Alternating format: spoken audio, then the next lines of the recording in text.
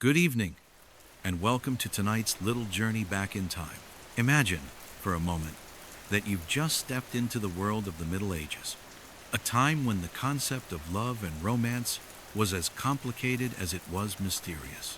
The air is thick with the scent of wet stone from ancient castles, and you can hear the distant clang of blacksmiths at work, shaping metal in the twilight. In this world, the pursuit of love was not as simple as a glance across a crowded room or a quiet, heartfelt text message. Oh no, love in the Middle Ages was something altogether more awkward, more intricate, and certainly more perilous. Dating in the medieval era was not about swiping left or right, or even exchanging shy smiles in the park. Instead, it was a convoluted dance of land rights, family alliances, and the careful negotiation of dowries. Picture yourself standing in the center of a bustling medieval village, or perhaps inside the cold stone walls of a lord's keep. You're surrounded by the sounds of carts creaking, horses neighing, and villagers chatting in the street. The one thing you won't hear? The familiar buzz of a phone or the sweet whispers of someone saying, "I like you." In fact, the very idea of dating, as we know it today, would be entirely foreign to you. Now, let's take a step back and think about how much dating has evolved over the centuries. Fast forward to the modern day, where dating apps, casual meetups, and texting someone, "What's up?" at 2 a.m. have become the norm. It's all about spontaneity, a little bit of digital flirtation, and a healthy dose of uncertainty. But in the medieval world, such carefree moments of connection were far from the reality. Instead, relationships were meticulously orchestrated, often without the involvement of the two people actually involved. In many ways, dating then was more of a transaction than an exploration of emotions or compatibility. In this world, romance was not about how well you danced together, nor how many dinners you shared by candlelight. No, romance in medieval times had a much more practical underpinning. It was about the exchange of land, livestock, and family assets. A daughter's worth was not measured by her laughter or the twinkle in her eyes, but by the size of her dowry. The more cows and chickens you brought to the marriage table, the better your family's standing in society. Love? Well, it was nice, but it was far from the priority. For the nobility, your fate had already been decided before you even began to voice your own thoughts.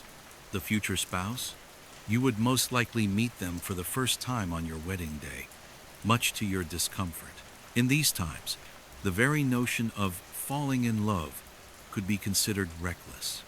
After all, love before marriage was seen as risky, and love outside of marriage, well, that was outright scandalous. The whole process of courtship was managed by your family, your lord, or your abbey, and the stakes were high. At its core, it wasn't about who made your heart race, but rather who could provide the best alliance for your family's survival.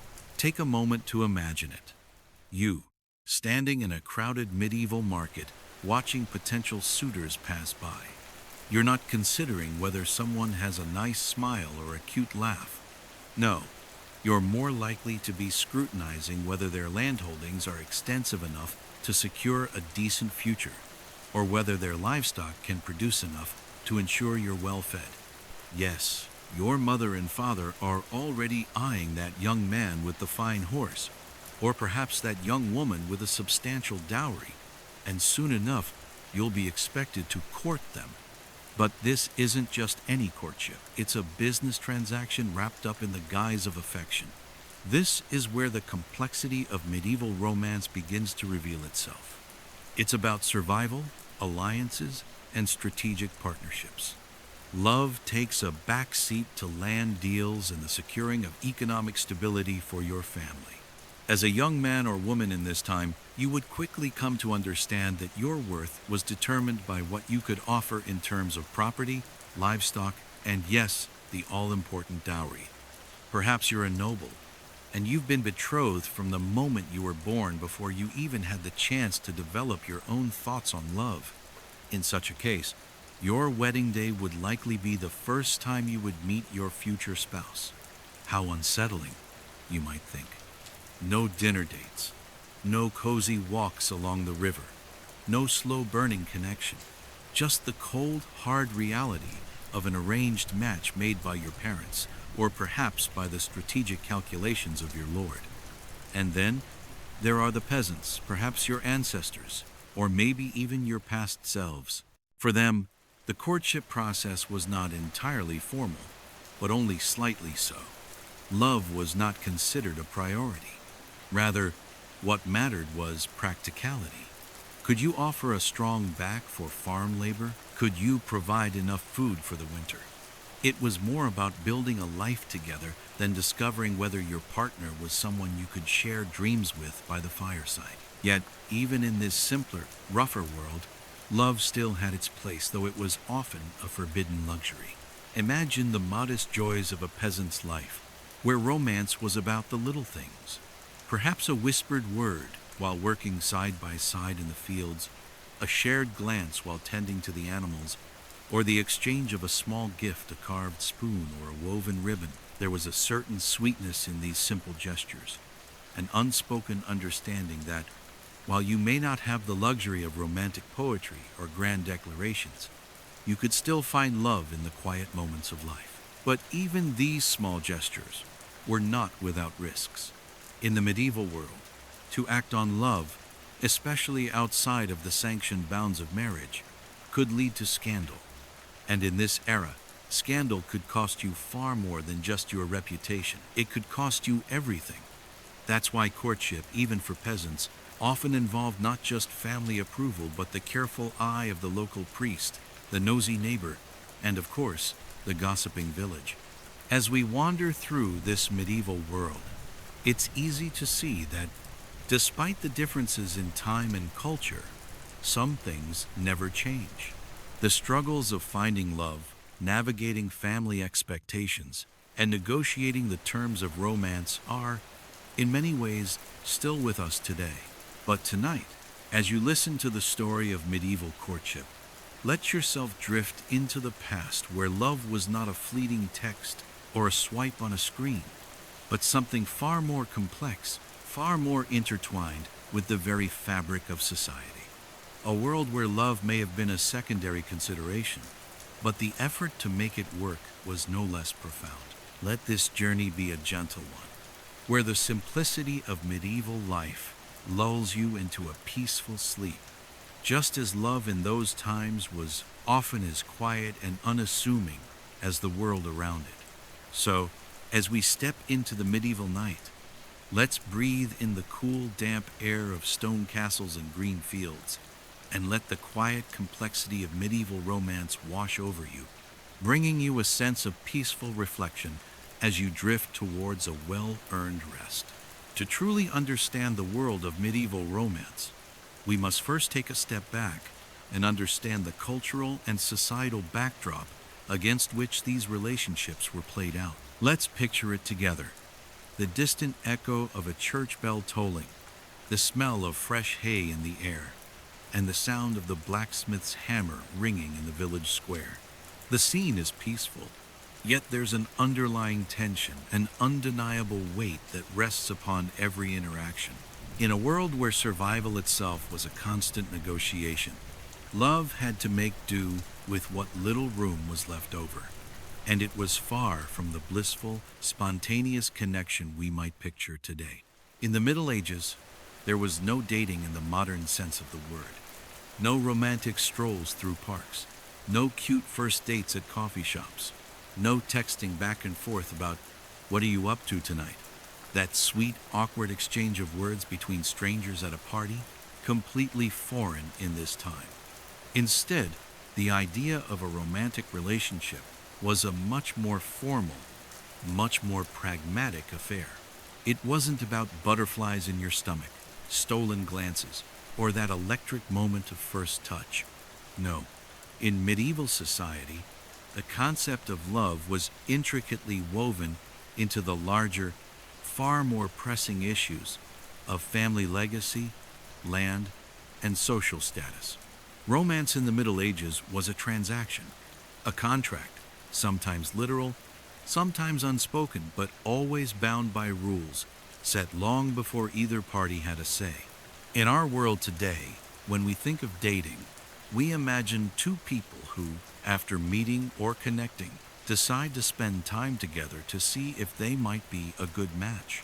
The process might involve dinners, movies, shared experiences, and plenty of awkward silences while trying to figure out if you're compatible. You may text back and forth, carefully crafting messages in a way that reflects who you are without revealing too much too soon. The whole thing can be messy, unpredictable, and at times utterly confusing. But at least there's some room for personal agency. If you don't like someone, you can just swipe left, move on, and try again tomorrow. Back in the Middle Ages, however, things were far from that casual. In fact, dating was not even a concept that existed. Instead, marriage was the ultimate goal. But it was far less about personal connection and more about securing a good match, one that would ensure the survival, prosperity, and social standing of the family. When you were born into this era, you were essentially handed your fate. Love wasn't part of the equation. It was merely the icing on a very practical cake. Let's think about this for a moment. Imagine you're a noble in medieval Europe. Your life is full of responsibilities, managing the estate, overseeing your lands, ensuring your family's lineage is secure, and occasionally being involved in some political dealings, perhaps even a little warfare here and there. Now, your parents, who have been planning your future before you could even say, "I don't want to get married," will decide who you marry, when you marry them, and what that marriage will entail. Of course, this match is about more than love or even compatibility. This is about securing power, wealth, and political alliances that will benefit both families. You might not even meet your future spouse until your wedding day. Imagine the pressure, the excitement, and the sheer awkwardness. But let's be real. It was all part of the medieval romance experience. This wasn't just a noble's issue, either. Peasants, while they didn't have titles to protect, had their own version of this complex system. For them, the family was still in charge of ensuring that the union made sense for practical reasons. While the luxury of negotiating over land wasn't as great, they still had to consider whether their new spouse could help in the fields, tend to livestock, or work hard to ensure the survival of the family through the harsh winters. Peasants didn't have much choice when it came to romance. What mattered most was survival, and finding a partner who could share the load and contribute to the household. As you begin to understand the nature of these relationships, you can see how dating was far from a personal choice. It was a family affair, one governed by the strict rules of survival and societal norms. But let's not imagine it was all as cold and impersonal as that sounds. You can picture the subtle moments of tenderness, even within this seemingly rigid system. It wasn't all about securing land rights or negotiating dowries. People still felt the human need for connection, affection, and yes, love. It was simply that in this time, love was a rare bonus, and any genuine romance had to navigate through a complex system of family dynamics, politics, and economics. Now, let's talk about the core of medieval marriage, the dowry. The concept of dowries might sound a bit archaic to modern ears, but it was, in many ways, the very lifeblood of medieval relationships. A dowry was a form of transaction, a set of gifts or assets that a bride's family would give to the groom's family upon marriage. Think of it as an early form of collateral. The dowry wasn't just about material wealth. It was a reflection of the bride's value, her family's status, and the economic standing of the union itself. If you were a young woman in medieval times, your worth wasn't measured by your beauty or charm, though that might have helped in some cases, but by the amount of coin, livestock, and land you brought with you into the marriage. Your dowry was your ticket to a future. No dowry? Well, you might find yourself at the mercy of fate, trying to spin wool while waiting for the best match to come along. In a similar vein, the groom's assets were just as important. It wasn't enough to have a good family name. A man's wealth, his property, and his ability to provide for his future family were all crucial factors. If he could offer a stable livelihood, land, and perhaps even a few healthy oxen, then he was seen as a worthy match. After all, in a world where survival was precarious, it wasn't enough to be charming. You had to be practical. Romantic gestures like sending flowers or writing poems, those would come much, much later, or perhaps never at all. What mattered most were the more tangible offerings: the oxen, the land, the tools. So, how did these marriages happen? Picture yourself as a nobleman or noblewoman. The process was formal. You might not meet your spouse until the very day of your wedding. But before that moment, your parents would have already made the arrangements, perhaps with the help of a trusted advisor, a local lord, or even a religious figure. These were the key players in shaping your romantic destiny. Marriages were often arranged in the midst of political negotiations, where family members might negotiate land rights or secure new alliances. Yes, there might have been some discussion about who would make a good match in terms of personality, but let's be real. The conversation would mostly focus on how many sheep or acres of farmland the other family could offer.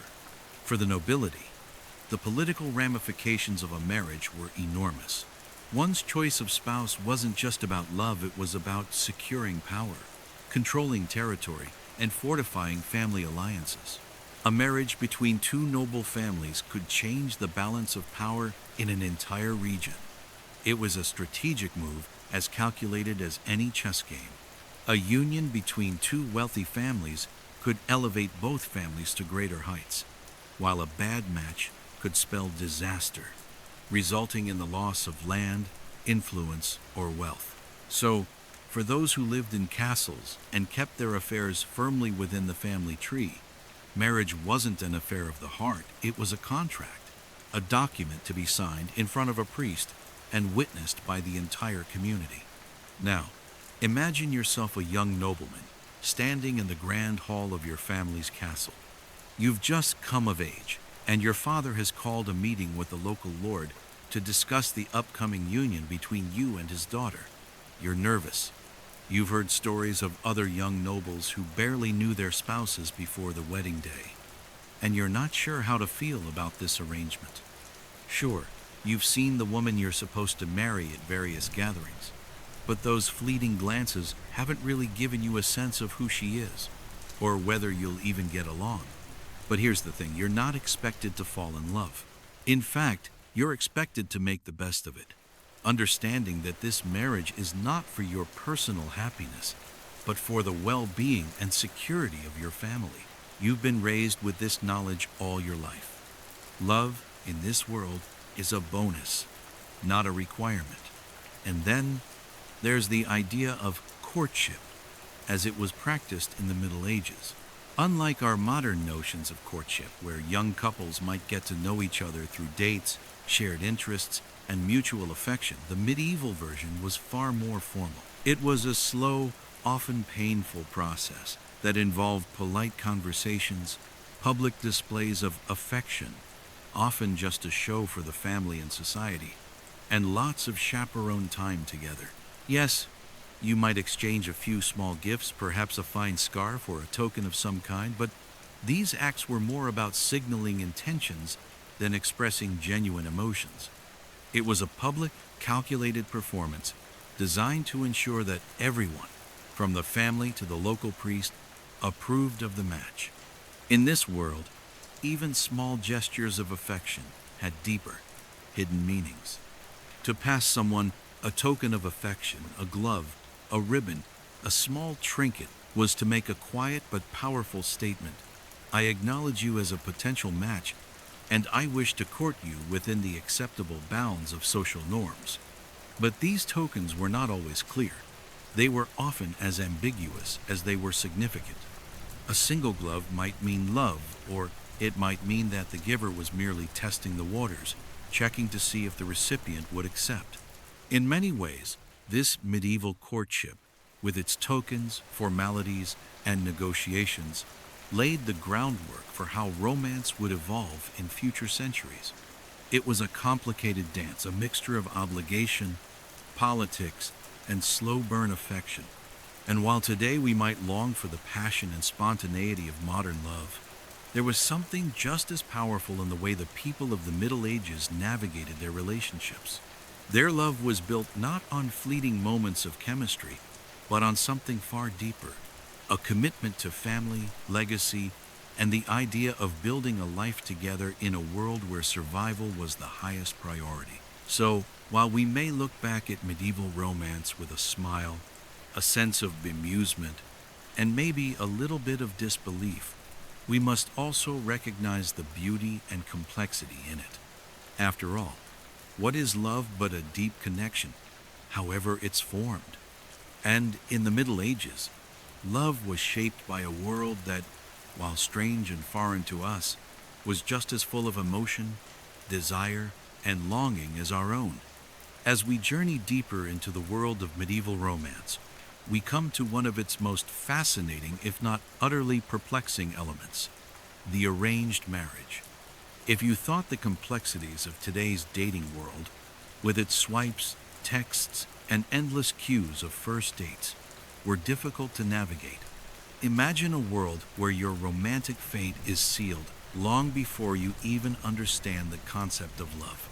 Welcome to the realm where marriages weren't about falling in love or getting to know each other. Instead, they were about land, family alliances, and securing your place in the ever-turning wheels of history. A little less meet-cute at a coffee shop, and a lot more strategic negotiations behind closed doors. In our modern world, we've grown accustomed to the idea that marriage, especially romantic marriage, is a personal choice, something deeply tied to love, compatibility, and, let's be honest, an ongoing supply of Wi-Fi. You meet someone, spend time with them, maybe fall in love, and eventually decide, yes, I'd like to spend the rest of my life with this person, despite the fact that they leave their socks on the floor. But in the Middle Ages, that whole idea was pretty much flipped on its head. Marriage wasn't about finding a soulmate or sharing candlelit dinners. No marriage was an economic and political transaction. It was about land, power, and securing alliances that would benefit your family and your community. So, let's step into the polished shoes of a nobleman, shall we? You've been born into wealth, power, and a family with a deep-rooted history. You live in a grand stone castle, and you have access to every luxury your time can offer. But there's one thing you probably don't have: the freedom to choose your own spouse. Not only have you not been asked whether you're interested in love or whether you're ready for lifelong commitment, you've been betrothed for years, maybe since the day you were born. Your parents, those dear souls who have carefully curated your existence with an eye for politics and strategy, have already arranged your marriage. For them, it's never been about your heart's desires or even your understanding of romance. It's all about connections. It's about who your spouse's family is, what land they control, and how their resources will align with your own. So, if you're a young nobleman, the idea of meeting your future spouse and deciding you like them is an absolute luxury. In fact, imagine this. You're a nobleman around the age of 15 or 16, old enough to understand the concept of marriage, but perhaps not quite prepared for the reality of it. One day your father gathers you into the great hall, where the fire crackles in the hearth and the smell of roast boar lingers in the air. He looks at you, perhaps with a gleam in his eye, or maybe a hint of exhaustion after the long months of negotiations, and tells you that your marriage is soon to be arranged. You're likely shocked, not because you didn't know this day would come, but because you didn't realize it would come this soon.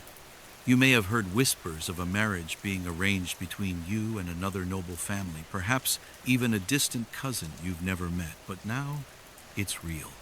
Your marriage has been settled, and you're expected to meet the young woman on your wedding day. Yes, you read that correctly. You'll meet your spouse for the first time when you stand at the altar, exchanging vows in front of a priest, your families, and a crowd of witnesses. Now, before you start imagining a romantic scene filled with nervous but endearing smiles exchanged across a candlelit chapel, let me assure you, this wasn't a fairy tale. This was business. It was politics. It was family business, dressed up in a wedding gown. Your parents were negotiating with another powerful family, and they didn't care if you liked each other. They cared if your estates could be combined, if your family could strengthen its claim to lands, or if the marriage could bring in more wealth through dowries or trade agreements. This wasn't a romantic tryst. It was a carefully planned union, designed to secure your family's future. The idea of a wedding night filled with shy glances and butterflies was nothing more than a mirage in a desert of strategic alliances. You probably had no idea whether your future wife was kind, intelligent, or even someone you could tolerate. She was, in many ways, just a piece in a larger game, a part of the chessboard of medieval politics. Her value wasn't measured by the twinkle in her eyes, but by the size of her dowry and the value of the land her family could bring to the table. Did you have anything in common? Who knew? Did you even have the luxury of deciding if you liked each other? Definitely not. It wasn't about liking. It was about securing power, gaining land, and expanding your family's influence. And in that world, love simply didn't factor into the equation, not in the way we think of it today. But let's not feel too sorry for these young nobles. After all, this wasn't a new concept for them. They were raised in a world where duty and honor were everything. They were taught from a very young age to understand the importance of family alliances and the need to strengthen their positions through marriage. From the moment they were born, they were told that their life was not their own, but belonged to the family. Every decision made was for the greater good of their lineage, their titles, and their estates. Their hearts, well, their hearts were secondary. If you were a noblewoman, your fate wasn't much different. In fact, it was likely even more fixed. From the moment you could walk and talk, your parents began to look for a suitable match for you. It didn't matter whether you wanted to run off and become a painter in a distant kingdom or spend your days reading poetry by the riverbank. No, your purpose was to marry well, secure the future of your family, and produce heirs. You weren't asked if you loved the man you were going to marry. And honestly, the idea of love was something that could be left to the poets and troubadours. So, let's take a brief detour into the life of a noblewoman. You're probably raised in a grand house, learning the art of needlework, embroidery, and the finer points of managing a household. You're also taught to be a gracious hostess and a model of virtue. Your thoughts on love? Well, those are secondary. The most important thing is securing a suitable match, which often means your marriage was arranged when you were barely more than a child.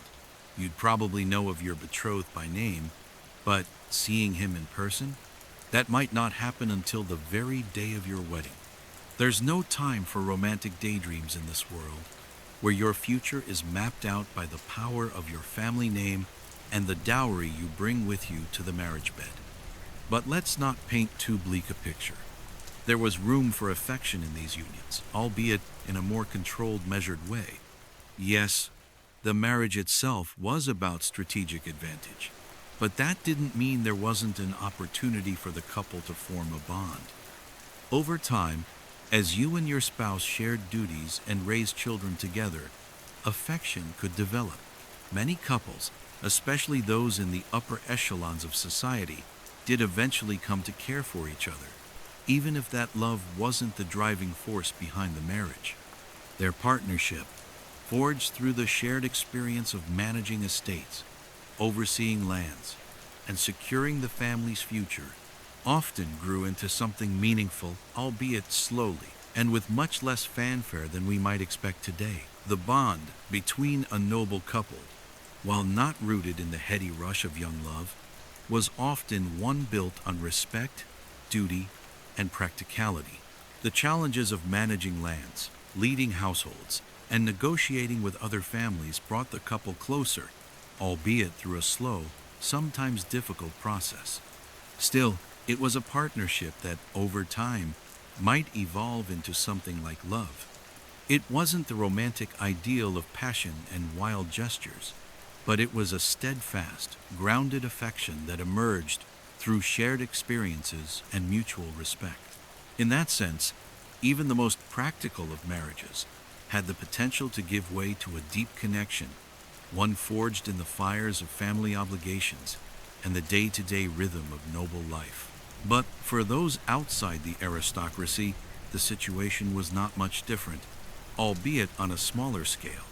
Even in the peasant classes, marriages were largely influenced by family expectations. Yes, there was a slightly higher degree of personal choice, but the ultimate decision, whether you liked it or not, often lay with your parents. After all, in a time when survival was a daily concern, it wasn't enough to marry someone you liked. You had to marry someone who could contribute to the family's survival. The idea of marrying for love was a luxury few could afford.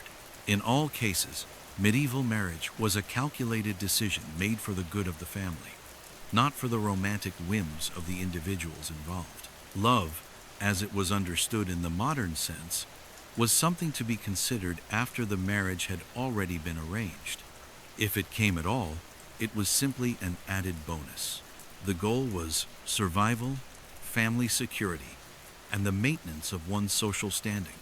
And in the end, that was the ultimate purpose of marriage in the Middle Ages, to ensure that the next generation would rise to the occasion, take its place in the grand web of social and political alliances, and continue the legacy of the family.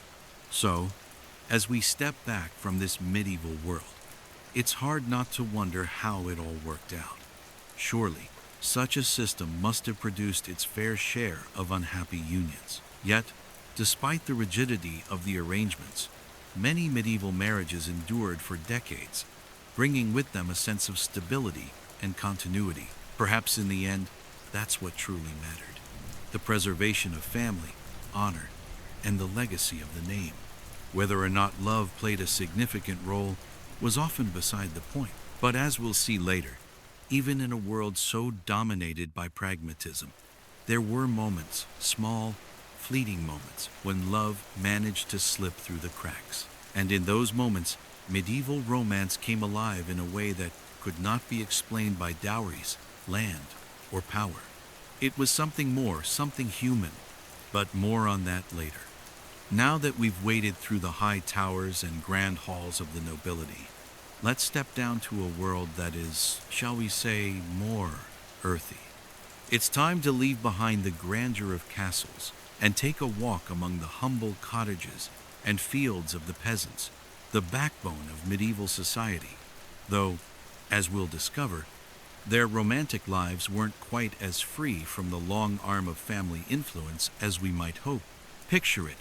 You're a peasant, and the sun is just beginning to dip below the horizon, casting a warm glow over the thatched roofs of your village. The air smells like fresh-cut hay and, if you're lucky, the sweet scent of bread baking in an oven. You've spent your day working the fields, maybe tending to the livestock, perhaps doing a little grain milling. Life is simple, hard, and built on routine. But when the day winds down and you gather with friends or family in the warm glow of a fire, you might start thinking about something more, someone special to share those quiet nights with. But, like everything else in your life, love is never truly a solo affair. Sure, you have a bit more room to move than your noble cousins up the hill, but when it comes to courtship, there are still certain rules that your family expects you to follow. You see, while the lives of peasants may not have been as dictated by land agreements, dowries, and political alliances as those of the nobles, families still held the power in matters of courtship. And let's face it, they always had an interest in who you married. After all, marriage was still a practical decision, one that needed to make sense for the family's survival, both in terms of labor and livelihood.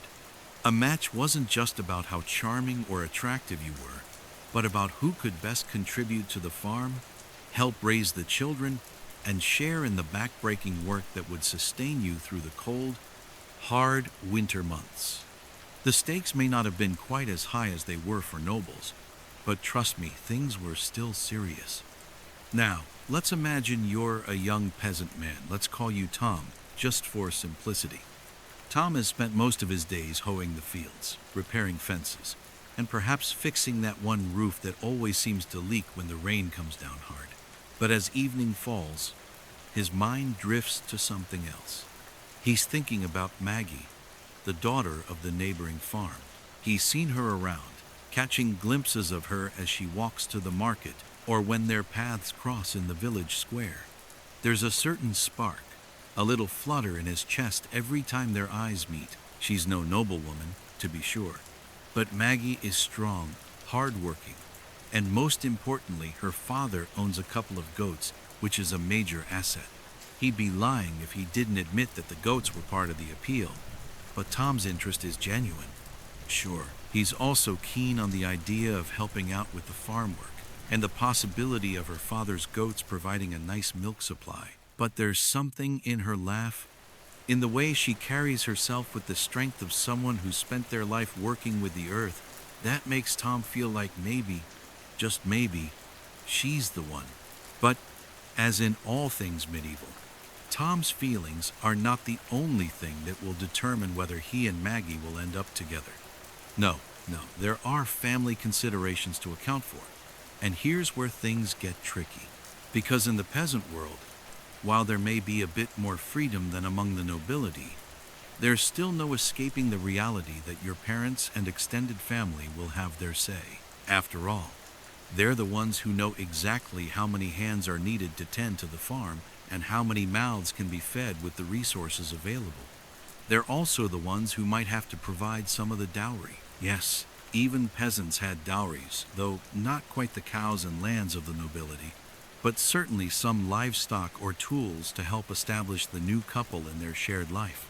Tom's first step is to casually mention to his parents that he's taken a liking to Maggie.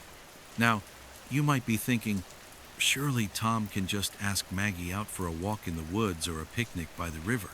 Oh, if only it were that simple. This is the Middle Ages, after all, where the very idea of public romantic gestures was practically unheard of.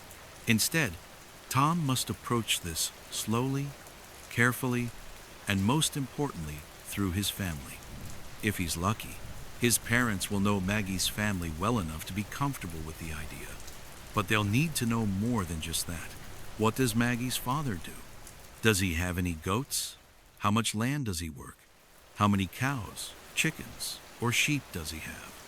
These are the questions that matter. You see, in the peasant world, courtship was often about securing a partnership that would benefit both families after all. Marriage wasn't just about one couple. It was about blending resources, increasing your labor force, and ensuring that both families could survive the winter. And so, Tom's parents might ask Maggie's parents for their thoughts. But it won't stop there. It's time for what we might call the practical test. This could mean a meeting between the two families, where they'll discuss everything from Maggie's dowry, which might consist of a couple of chickens, some wool, and maybe a cow if they're lucky, to the land and tools that will be shared once the couple marries. They'll talk about the crops, the sheep, and who will be responsible for what. It's all very businesslike, with a pinch of familial affection thrown in. In the end, this isn't a romantic tryst, it's a partnership, an agreement between two people, and, more importantly, between two families, who will share a life of work, hardship, and hopefully, some reward. But let's be real. While practicality ruled the day, there were still some sparks flying, even in the midst of this business. Imagine Tom and Maggie walking side by side to the mill to grind the day's grain. They might talk about the weather, the crops, or the latest gossip from the village. Maybe Tom steals a glance at Maggie's hands, rough from the work, but still soft in the right places. He might offer her a wildflower, or even a small carved spoon he made during the long winter months. These small tokens, though simple, have a quiet power. They signify that, beyond the practicalities of their family's needs, something personal is beginning to take root. They're not officially courting yet, not in the way that the nobles might understand courtship, but there's a subtle, unspoken understanding growing between them. Maggie might return the gesture with a piece of bread she baked earlier that day, or a bundle of herbs she picked in the field. These quiet exchanges, woven into the fabric of daily life, are the earliest signs of affection.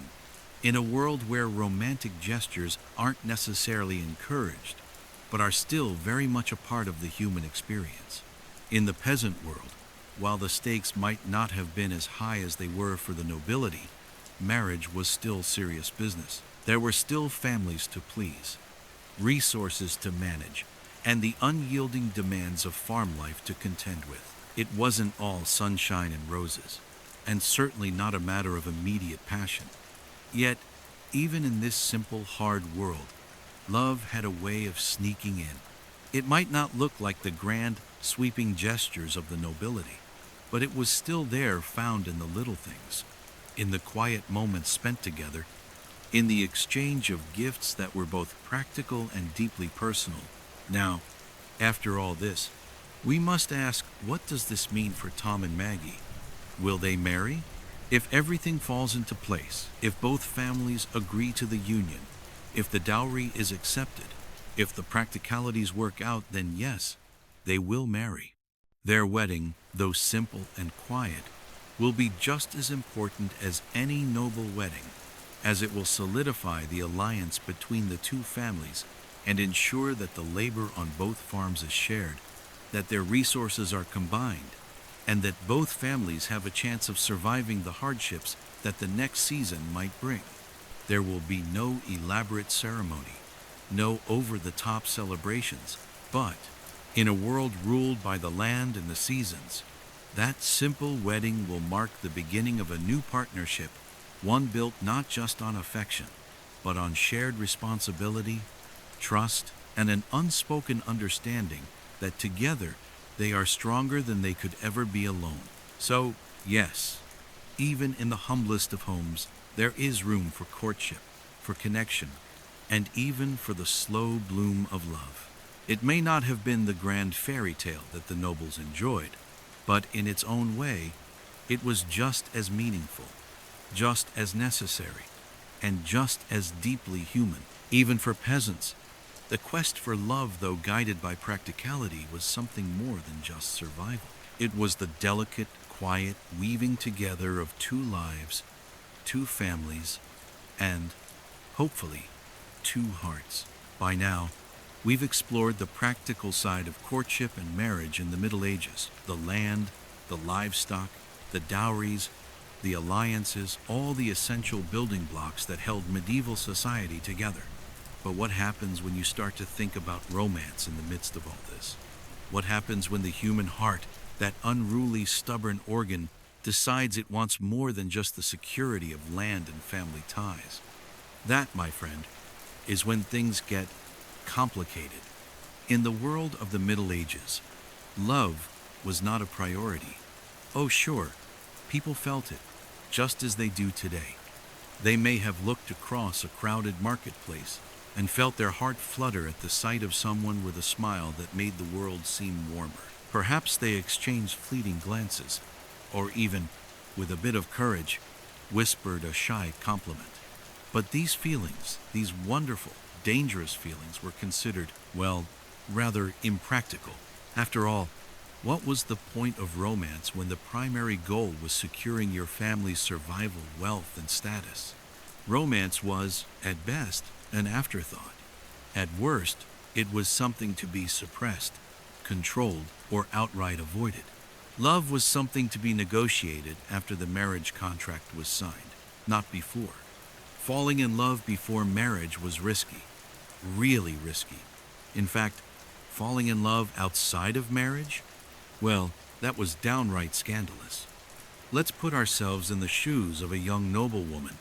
You're sitting in your family's grand hall, the fire crackling in the hearth, surrounded by tapestries and tapestries of family history. You've been raised with the understanding that your future, like that of every woman in your family, is about duty, lineage, and above all, keeping the family's power intact. You've been groomed for this day since you were a little girl, the day you'll marry into another powerful family, combining estates, wealth, and resources. You've been told since birth that your role is to secure your family's place in the social hierarchy, to bear heirs, to manage the household, and to act as a gracious hostess to your husband's allies. Now, imagine this. You're of marriageable age, and the time is drawing near. Your parents have chosen a suitor for you, a man you barely know, but who comes from a well-regarded family. His lands are prosperous, his dowry substantial, and the alliance will benefit your family greatly. You've heard whispers about him at court. His dark hair, his broad shoulders, and the way he carries himself with the quiet confidence of a man who knows his worth. You've seen him from afar at various gatherings, but never truly spoken to him. Now, he is to be your husband. And while you understand the importance of this union after all, it is what secures your family's future, you can't help but feel a small flutter in your chest at the thought of meeting him. But here's the catch. You don't have the luxury of deciding for yourself whether this marriage is something you want.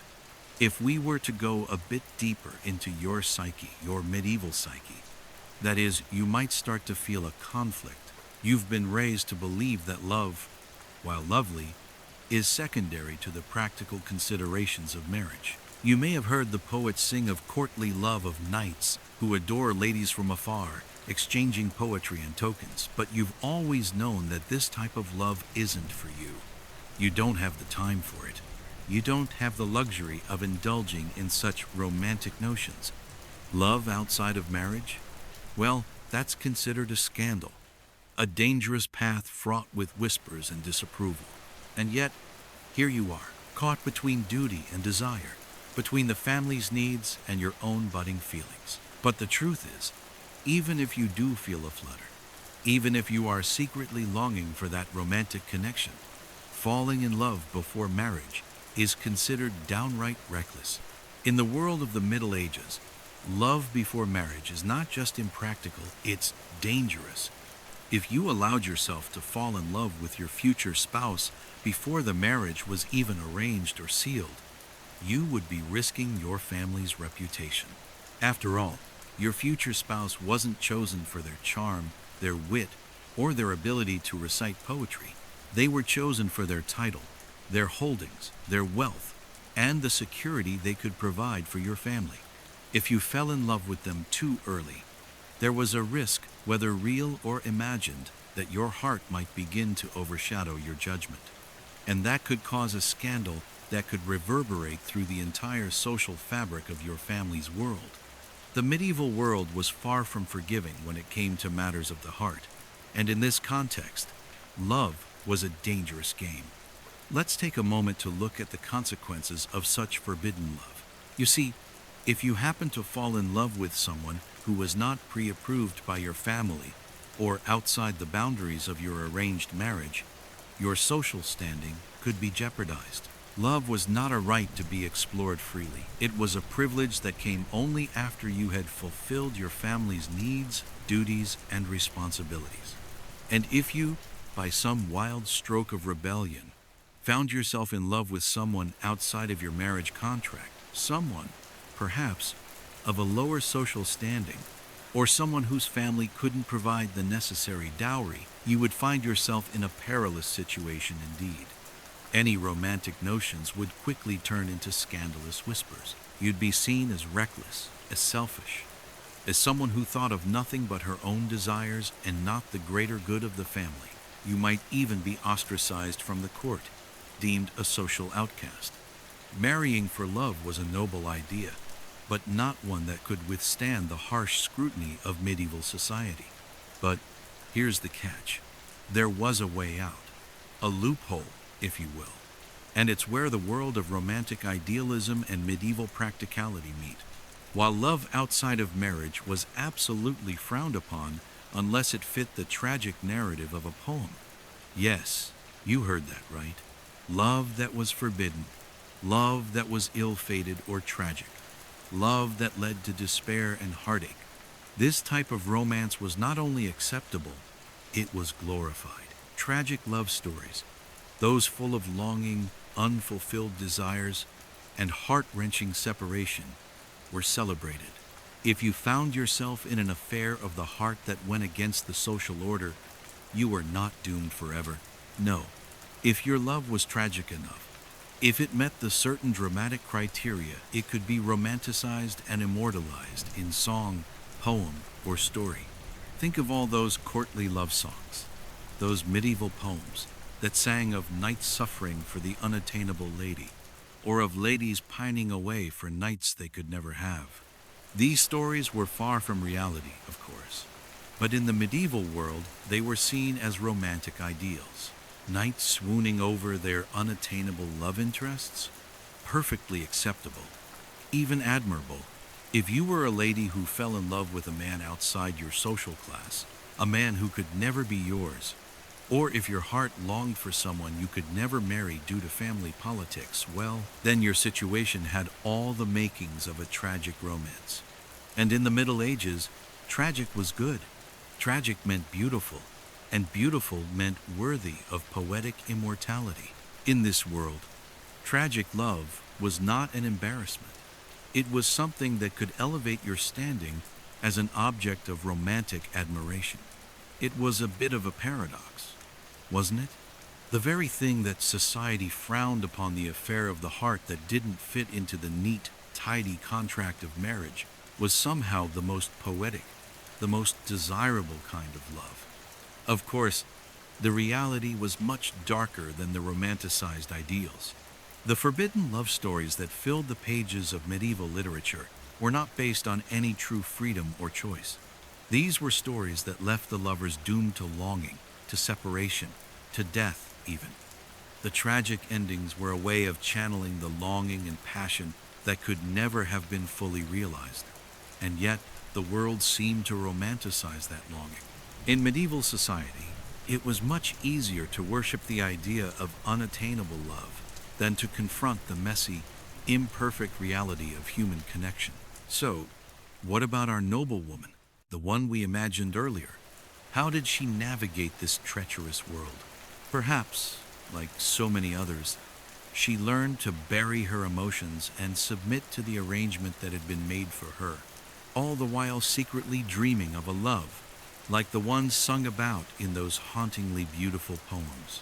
She might have married her intended someone chosen not for his heart, but for his wealth, and in time, the affection could have grown. Or at the very least, she could have found a kind of contentment in fulfilling her duties. But there's a chance, however small, that she might have lived out her days with the bittersweet yearning for a love that could never be. A love like those tragic tales where longing filled the heart, but the outcome was always destined to fall short.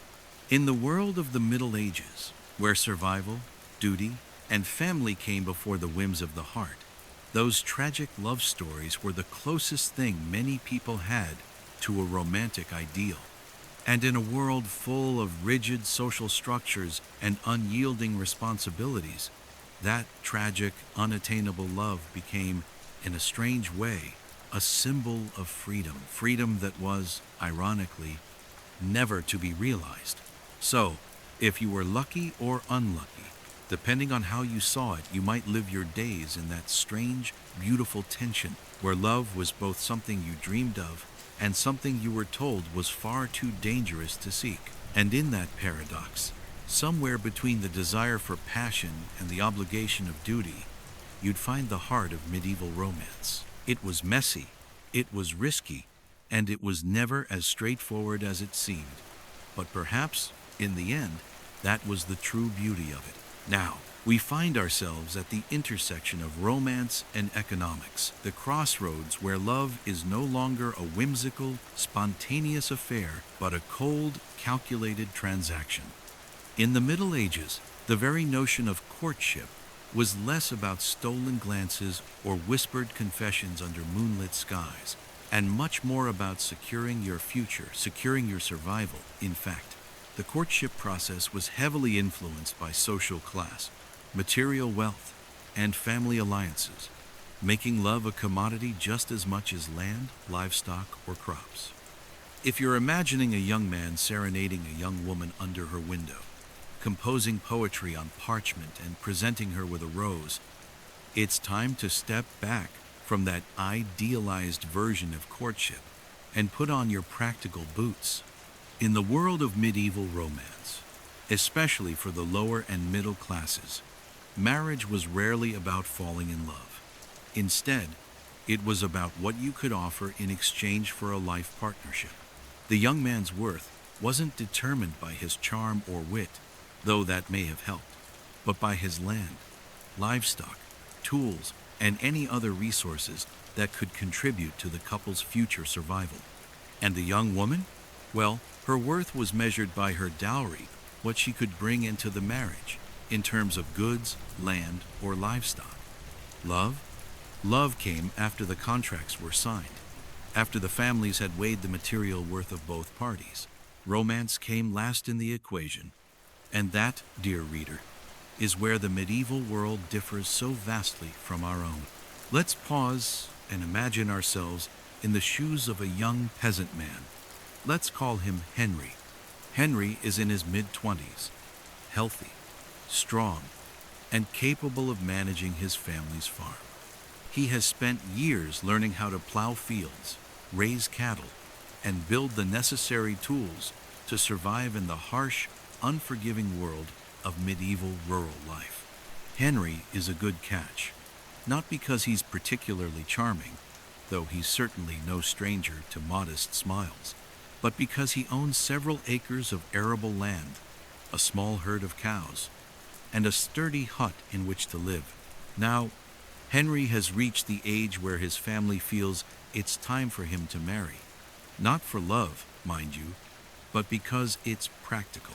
Henry's parents need help with the farm, and they need to ensure that their farm will continue to thrive in the next generation. So, the pressure is on. Who will Henry marry? Well, his parents have a few ideas, and none of them involve falling in love at first sight. Instead, his family will begin looking for a suitable match, a young woman whose family can offer a dowry that complements the farm, the livestock, and, let's not forget, the inheritance of land that Henry brings to the table. Enter Margaret, the daughter of a neighboring farm. Margaret is young, strong, and works tirelessly alongside her father in the fields. She's a hard worker, capable of milking cows, sewing clothes, and tending to the garden skills that will be invaluable when she marries. But what really makes Margaret a suitable match for Henry? It's her father's prized goat, which is, quite frankly, a bit of a treasure in this agricultural world. Her father has promised the goat as part of her dowry, and in the peasant world, that goat is worth more than you might think. In fact, it might even be considered the equivalent of several years of labor. Her dowry, combined with the tools and resources she brings, could help Henry's farm prosper, allowing him to expand and pass on a more secure future to his children. So, while Henry might find Margaret physically appealing, she's strong and healthy, with a good work ethic. The real reason for their union lies in the goat. In the grand scheme of things, it's a contract. It's a business deal. No romantic gestures here. No long walks in the garden. Just practical considerations. At this point, Henry might not be in love with Margaret, but that's okay. He's not supposed to be. It's not about romance. It's about survival, shared labor, and building a future together. And while it's true that Henry will eventually come to know Margaret better, perhaps even grow fond of her, their union was never based on an emotional spark that ignited at first sight. It was about resources, compatibility, and practical needs. What was needed was a partnership, one that would last through hard winters, crop failures, and the inevitable challenges of farm life. The same, of course, can be said for Margaret. She might not have been head over heels in love with Henry at the outset either. She might have had hopes, dreams, and perhaps even romantic notions of what love should be. But none of those would have been worth much in her world. Her family didn't expect her to marry for affection, but for practicality. Margaret's dowry wasn't just a collection of material goods. It was her family's contribution to the marriage. It was her father's goat, the few coins he had saved up, and perhaps a small piece of land.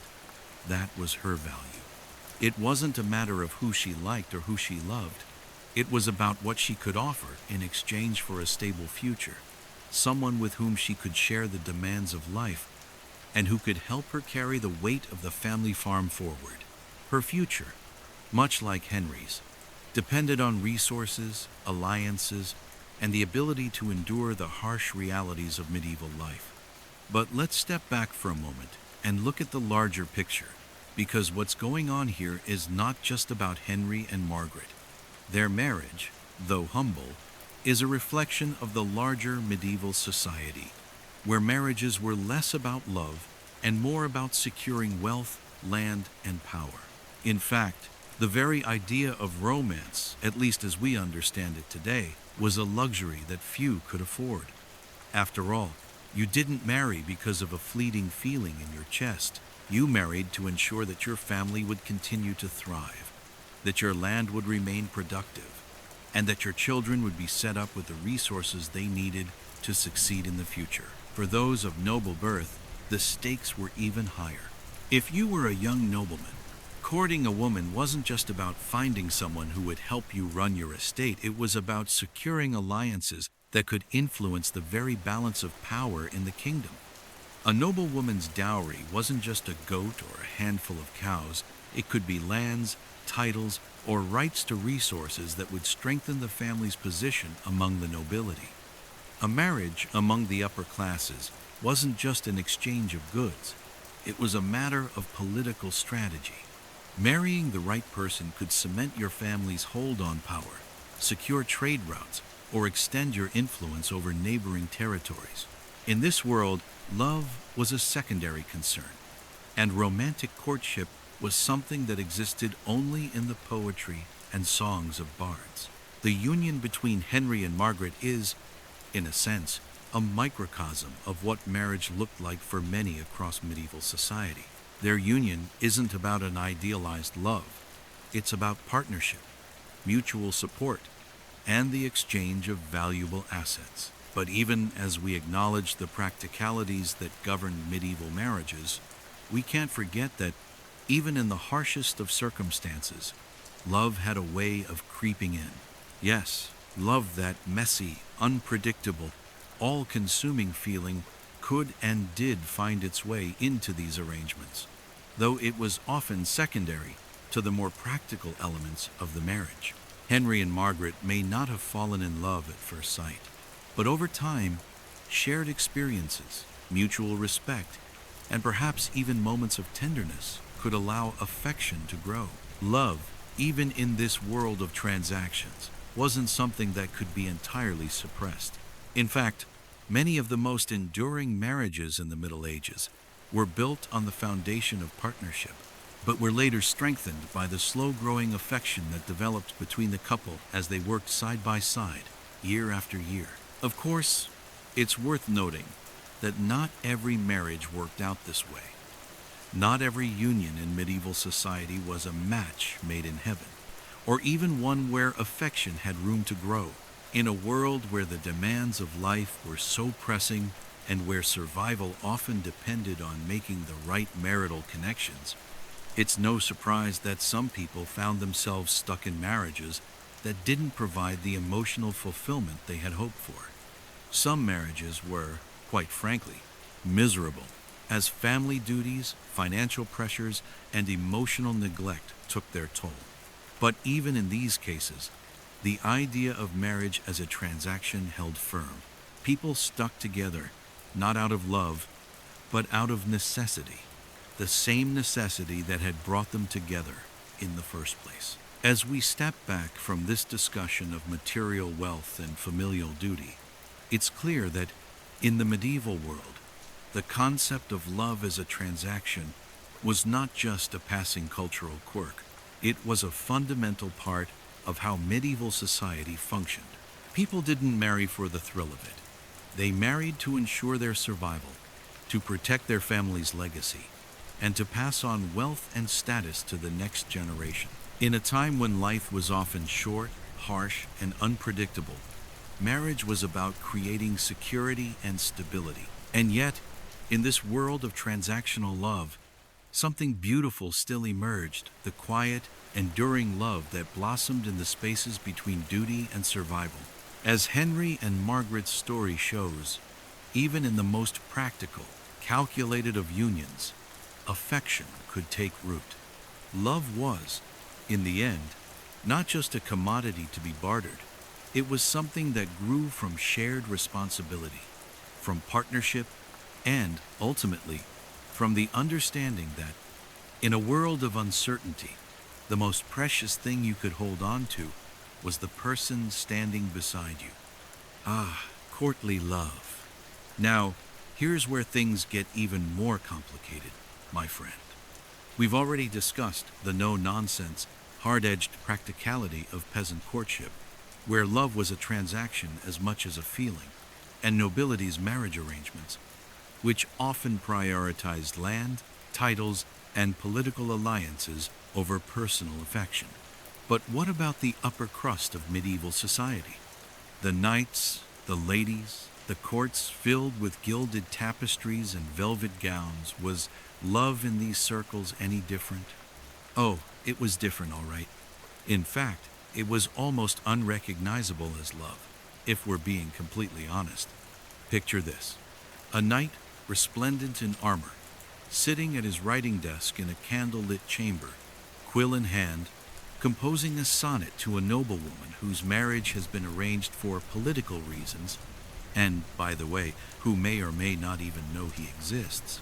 This knight, let's call him Sir Roland, he's definitely a Sir Roland, is deeply in love, oh yes, deeply with the idea of his lady love, who happens to be married to someone else.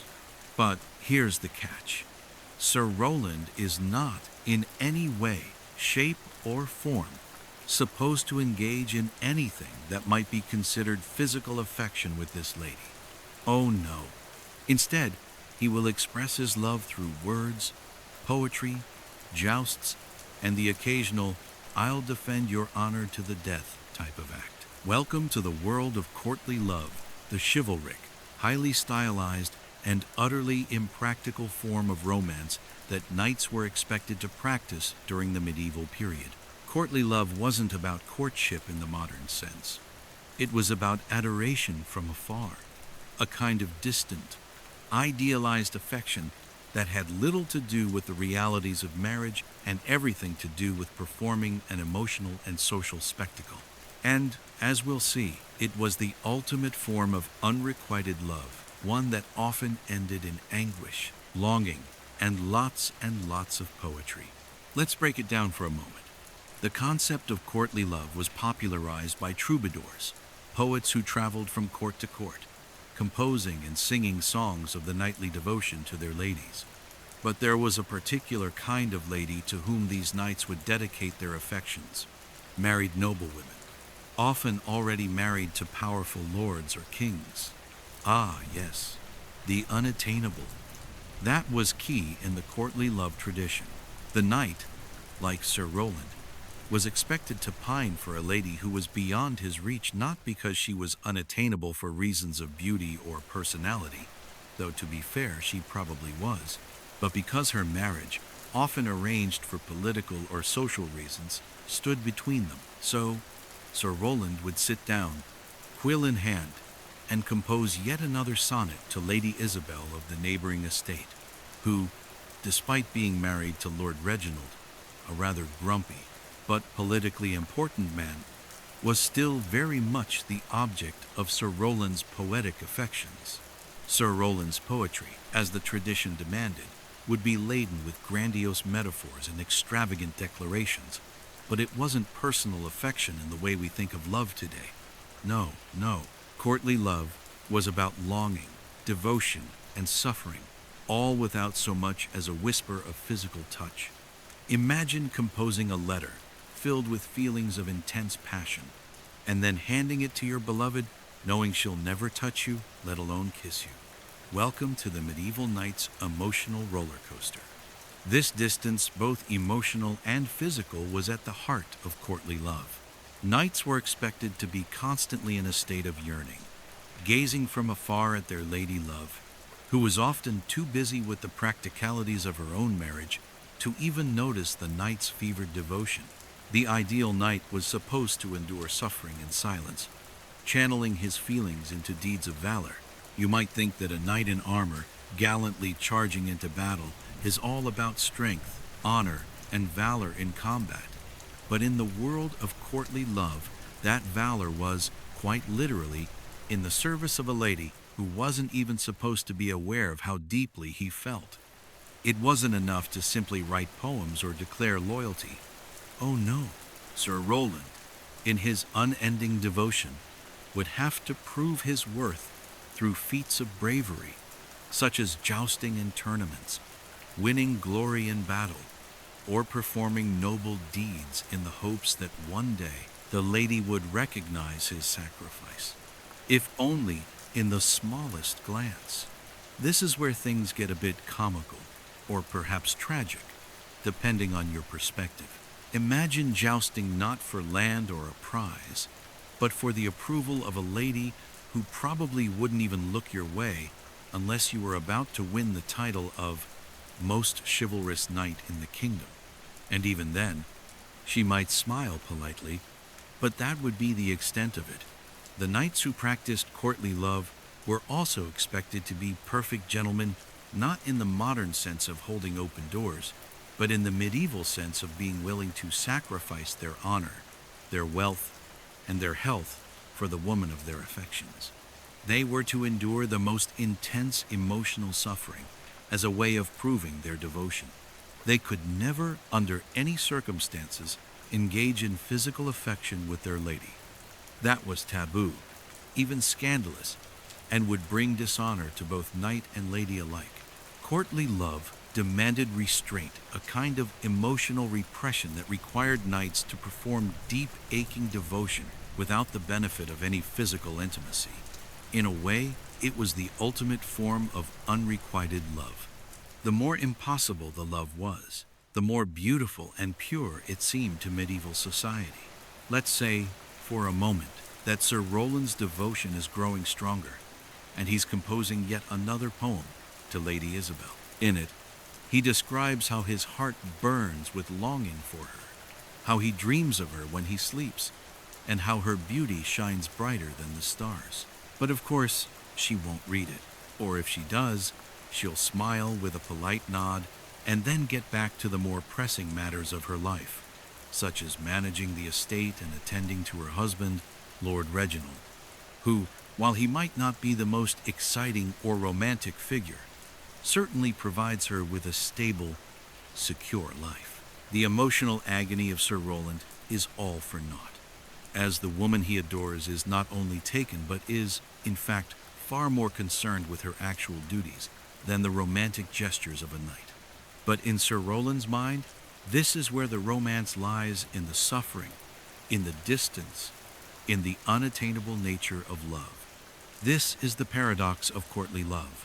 It was supposed to be about the purity of love, the kind that didn't demand anything in return. But in reality, it often became more about performance. The knight's suffering, his devotion, his endless quest to win the favor of a lady who would never truly reciprocate this, was the essence of courtly love. It was about creating a spectacle, a grand show of devotion that was often disconnected from any real physical connection. It was love for love's sake, yes, but love that never had the chance to be. And yet, despite this, courtly love managed to capture the imagination of medieval society. It was romantic, yes, but it was also impractical and deeply frustrating. It was love without resolution, without closure, and, in many ways, it was symbolic of the larger cultural ideals of the time. Knights were supposed to embody the ideals of chivalry, honor, bravery, sacrifice. But in the case of courtly love, it seemed that the very notion of love was tied to suffering, devotion, and impossibility. The more unattainable the love, the more noble and pure it seemed. But if we step back for a moment and think about this from a more modern perspective, it's hard not to see the humor in the whole thing. Imagine being in a relationship where your partner is constantly professing their love for you, writing you poems, and performing feats of strength, but never touching you, never being close to you, because that's true love. How long would that last in today's world? Wouldn't we all get a little tired of the endless poems and noble deeds, and maybe want a little more connection? And yet, in the medieval world, this was considered the ideal, the epitome of romance, the love that transcended the physical, the love that, in its longing and its distance, was seen as pure and perfect. There's something tragically beautiful about this. And perhaps, deep down, the knights of the Middle Ages understood something we often forget today, that love, at its most idealistic, is about longing, sacrifice, and the beauty of an emotion that can never quite be fulfilled. So, while Sir Roland may never win Lady Isabel's heart, and while his jousts and poems may never bring him the affection he seeks, he will at least have the satisfaction of knowing that his devotion, in its purest form, is a noble pursuit, a pursuit that, even though it leaves him emotionally exhausted, elevates him to the highest of medieval ideals. What is love, after all, if not a quest worthy of a knight? In the world of medieval romance, where courtship was fraught with rules, expectations, and social constraints, the act of expressing affection took on a rather curious form. Forget love letters scribbled hastily under candlelight or secret rendezvous beneath the moon. No, in the Middle Ages, flirting wasn't as simple as a stolen kiss or a whispered confession. Oh no, it was far more subtle, far more mysterious, and infinitely more complex.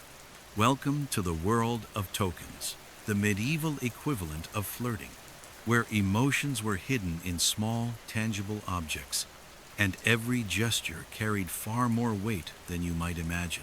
Now, let's set the scene. It's a cold evening in the village, and let's say you're a young noblewoman named Eleanor. Find yourself across the room from Lord Alistair, a dashing but somewhat shy knight who has caught your eye. You've spoken only a handful of times, exchanging formal pleasantries at feasts, perhaps a quick bow at a tournament. But now, in this grand hall filled with lords and ladies, the tension between you two is palpable. Neither of you can speak freely, of course. Such things are far too dangerous in a world of watchful eyes, lurking chaperones, and strict social rules. After all, the mere act of standing too close to someone of the opposite sex can raise a few eyebrows, especially if you're not yet betrothed. And so, you and Lord Alistair, two strangers at heart, are bound by these invisible chains of propriety. Yet something stirs between you. There's a spark, a flutter of something unspoken, something dangerous, but also something exciting. But Eleanor, do not despair. In this world of constrained emotions, where a fleeting glance could set your heart ablaze but your lips are forbidden to speak, there's a solution. A secret language, a way to flirt without actually flirting tokens. Tokens were, in essence, medieval flirting with a twist. These small, often cryptic objects became the medium through which knights, ladies, and common folk alike could express their affection, their longing, or their admiration for another person. But here's the thing, these tokens weren't like the flowers or chocolates we might exchange today. No, these tokens were not meant to be obvious. They were subtle, ambiguous, and above all, they were meant to be interpreted. A glove, a ribbon, a tiny pendant, a piece of cloth from a sleeve, embroidered with intricate designs. Every token was a puzzle, and the recipient, whether they were a noble lady or a humble peasant, was expected to decode the message hidden within. Let's return to Eleanor and Lord Alistair, shall we? In the midst of the evening, as the music plays and the wine flows freely, you catch his eye. He's standing near a column, looking quite dashing in his tunic of deep green, his armor gleaming softly in the candlelight. And then, without warning, he does it. With a subtle gesture, Lord Alistair reaches into his pouch and pulls out something small and delicate. He hands it to a nearby servant, who quickly moves toward you. The servant approaches with a slight bow and presents you with a small, intricately carved wooden token. It's a small, rough carving of a stag, the animal symbolizing loyalty and bravery. But that's not all. It's not just a piece of wood. It's a message. A gesture so simple, yet so profound. The token isn't a declaration of love. It's not a promise. It's not even an outright flirtation. It's, quite simply, an invitation, a cryptic one at that. Perhaps it means Lord Alistair admires your grace in the way you move through the hall, or maybe he's just marking the beginning of a slow and secretive exchange. But here's the thing. You don't know for sure. The stag could symbolize your mutual respect, or it could mean something entirely different, a shared secret, a playful jest, or a deeper admiration that neither of you dare to voice aloud. And that's the beauty of these tokens. They were never exactly clear, but they were always filled with meaning. For Eleanor, the token becomes a riddle to unravel, a key to understanding the unspoken connection between her and Lord Alistair. Does he wish to court her? Does he hope to prove his loyalty to her through the symbol of the stag? Or is it simply a reminder of his growing affection, too subtle to put into words? Eleanor, in her medieval wisdom, understands that the token is both a gift and a test, a chance to see how much of her own feelings she is willing to share, and a way to express what she can't yet say in the confines of society's gaze. What does she do next? Perhaps she slips the token into the folds of her gown near her heart. Perhaps she smiles, knowing that this small act has set something in motion, a chain of gestures, glances, and most importantly, tokens. Now, let's step back and examine the broader picture of token giving. In a world where emotional expressions were so tightly regulated, tokens allowed people to participate in romantic exchanges without the social consequences of an open declaration. Imagine trying to express interest in someone while navigating the ever-present eyes of your family, your neighbors, and the local priest. How then do you make your feelings known without crossing a line? Tokens, they were the answer. And much like the subtle exchanges between Eleanor and Lord Alistair, these tokens were never about being explicit. They were about suggestion, ambiguity, and interpretation. After all, a piece of ribbon tied to a knight's sword might not just be a symbol of affection, it could also serve as a declaration of protection. And what if that ribbon were made of silk, soft and finely spun? Well, then it might signify something even deeper, a lady's regard for a knight's honor, or perhaps an invitation to enter into a more serious courtship. But the beauty of these tokens is that they were never fully understood without context. They were mysterious gifts, meant to be read between the lines. The small token could be something as simple as a flower picked from a garden. The gift itself wasn't as important as its significance in the wider courtship. Was it a casual gesture, or did it symbolize a deeper commitment to the other person? And the more cryptic, the better. In fact, the more unclear the token's meaning, the more weight it carried.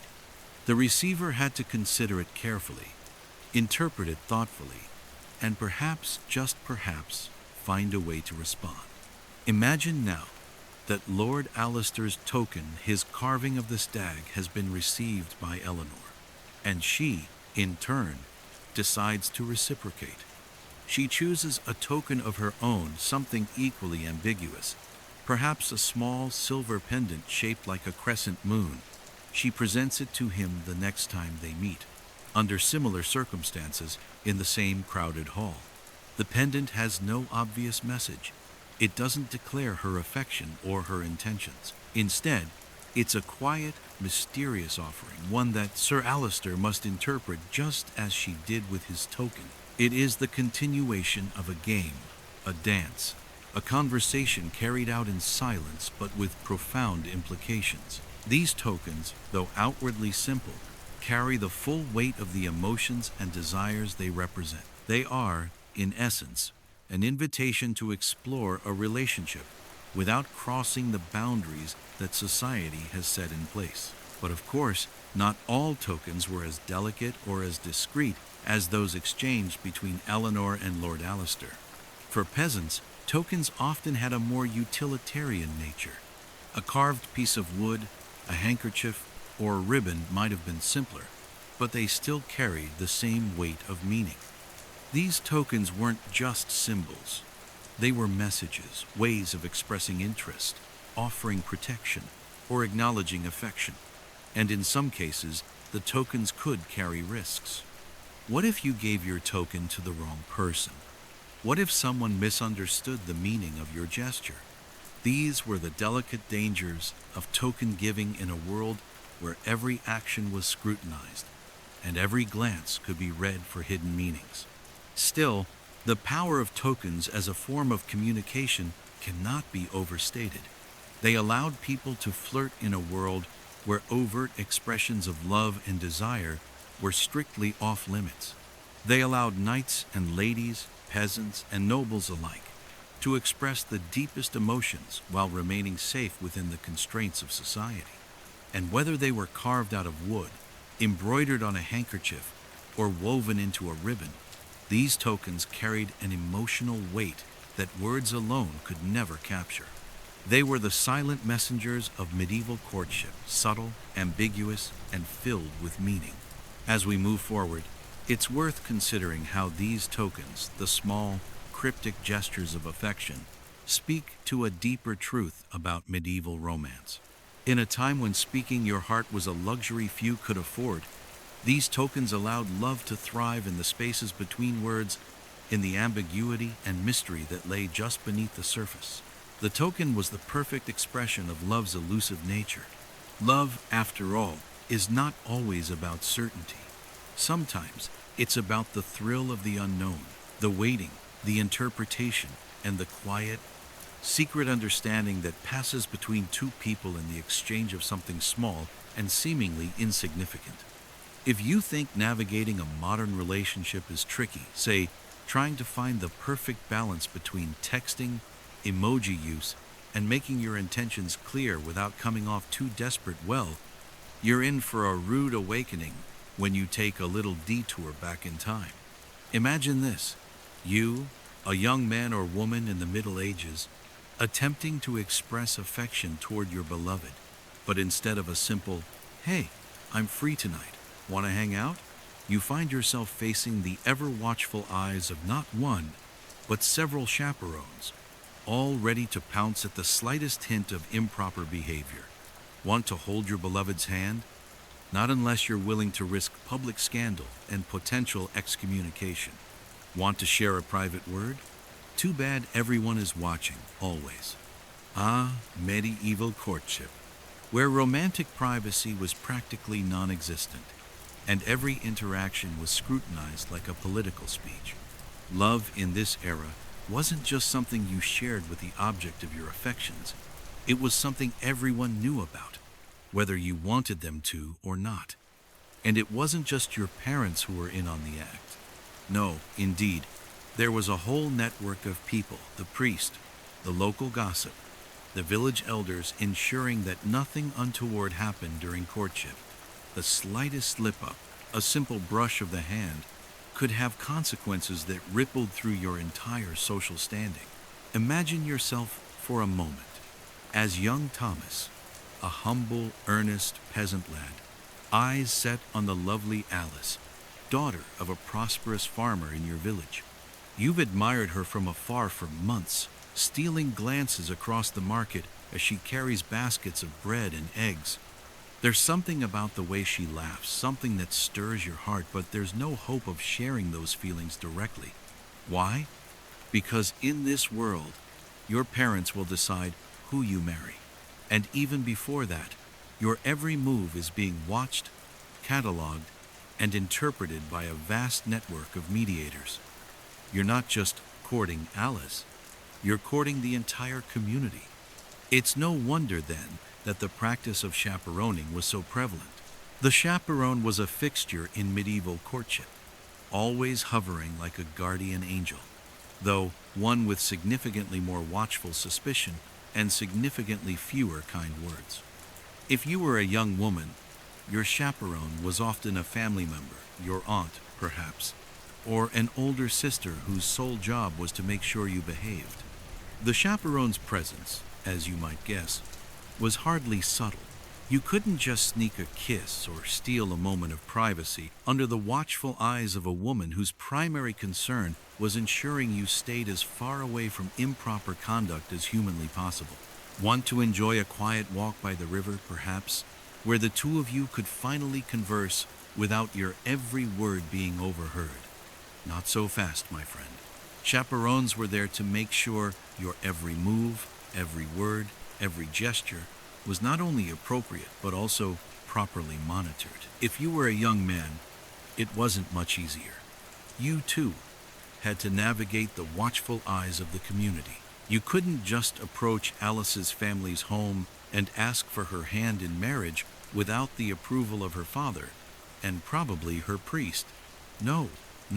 Courtship, in this context, was a highly social affair, public, visible, and subject to the rules of propriety laid out by society. Any physical contact outside of marriage, any sign of intimacy, was frowned upon, even scandalous after all. It could lead to temptation, and temptation, in this world, was something to be avoided at all costs. And the stakes were high. If you, like Thomas, had feelings for Alice but were foolish enough to steal a private moment, or perhaps gasp, touch her hand in a fleeting gesture of affection, you were not just at risk of disapproval from the family. You were at risk of far worse. The community would gossip, whispering behind hands about your impropriety, about how you had disrespected the sacred boundaries of physical contact, about how your touch was seen as a signal of sin. Worse still, you might find yourself summoned before the priest to answer for your actions, to be scolded, corrected, and maybe even publicly reprimanded. The medieval church had its eye on everything, including the moral conduct of its people. A minor slip-up could end in an awkward public apology, or worse, a fine.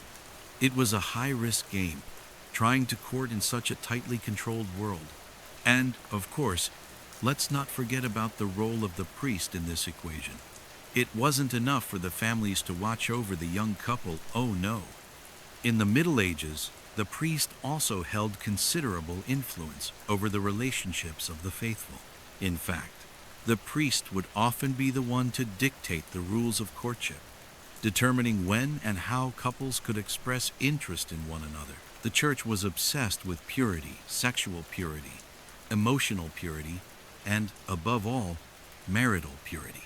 Marriage was considered a holy sacrament, and that meant every stage of courtship was under the church's microscope. The church's watchful gaze didn't just stop at the visible interactions between lovers. Oh no. In some communities, the priest was required to vet love letters before they could be exchanged. Yes, you read that right. Letters of affection were not merely reviewed for grammar or style. No, they were inspected for moral content, to ensure that no one was stepping outside the bounds of socially accepted behavior. You couldn't just write a heartfelt note confessing your love for a woman without the fear that some overzealous monk might find your poetic expressions a little too risque. Let's take a moment and pause to reflect on this dynamic. The idea of writing a love letter under the watchful eye of a priest must have been utterly stifling for medieval lovers. Imagine you're a young man, about to pen a letter to the woman of your dreams. You've crafted a perfect paragraph, eloquent and sincere, filled with the yearning of 1,000 unspoken words. And then, just before you seal the envelope, you remember, oh yes, the priest must review this first. What if your carefully chosen words are deemed inappropriate? What if your expressions of longing for this woman are misinterpreted? And yet, that was the reality for many lovers. Constant surveillance, constant oversight, and constant concern over societal and religious norms. But let's return to the chaperone for a moment. These figures were not merely passive observers, they were active participants in the drama of medieval courtship. If you were a young woman in the Middle Ages, chaperones were there to ensure you didn't get too close to your suitor. Their presence was meant to preserve your reputation and your virtue, both of which were incredibly important in a society that valued family honor above all else. In many cases, chaperones didn't just observe courtship, they directed it. They made sure that young lovers didn't find themselves alone together, ensuring that the relationship developed according to the rules of society. And heaven forbid, if you attempted to stray from these rules, the consequences could be severe. Families were known to disown daughters, who were considered to have ruined their reputations, either through an illicit relationship or an overt display of affection. A moment of unchaperoned intimacy could result in a social disgrace, a public shaming, or, if you were very unlucky, an unwanted and hasty marriage to someone else in the family. The pressure to conform to these rigid standards was immense, and the chaperones were both the enforcers and the referees of this complex, emotionally fraught game. But let's not forget, not every chaperone was a stern, watchful figure who stood between two people and their love. Some, in fact, were known to be more lenient, even complicit in the secret affairs of the young lovers. In these cases, the chaperone became more of an accomplice, whispering, winking, and discreetly ensuring that private meetings could occur without the prying eyes of the rest of the world. These chaperones, with their vast understanding of the importance of reputation and propriety, were the unsung heroes, or villains, of medieval courtship. They carried the weight of cultural expectations on their shoulders, guiding young lovers through a maze of rules, restrictions, and moral codes. Of course, for all the intensity of medieval courtship and the ever-present watchfulness of chaperones, there was one great irony. The more forbidden something was, the more tantalizing it became. The rules surrounding courtship, the constant surveillance, the restrictions on physical contact, all of it only heightened the thrill of the chase. In a world where nothing was allowed, it made the act of sneaking a kiss or exchanging a stolen moment of intimacy seem that much more alluring. But remember, that thrill was always accompanied by the anxiety of being caught by the chaperone, the priest, or worse, the entire village. So, in the end, the medieval world of dating was a delicate dance, an intricate balancing act between the heart's desire and the constant pressure of social and religious rules. It was a time of heightened emotions, stifling limitations, and ever-present surveillance. A world where love wasn't just something shared between two people, it was something that the whole community had a say in, from the local priest to the ever-watchful chaperone. And while it may sound oppressive, it also created a space for intrigue, for secret exchanges, for forbidden glances. It was a world where every whispered word and every secret token carried 1,000 meanings, all hidden beneath the surface, waiting to be interpreted.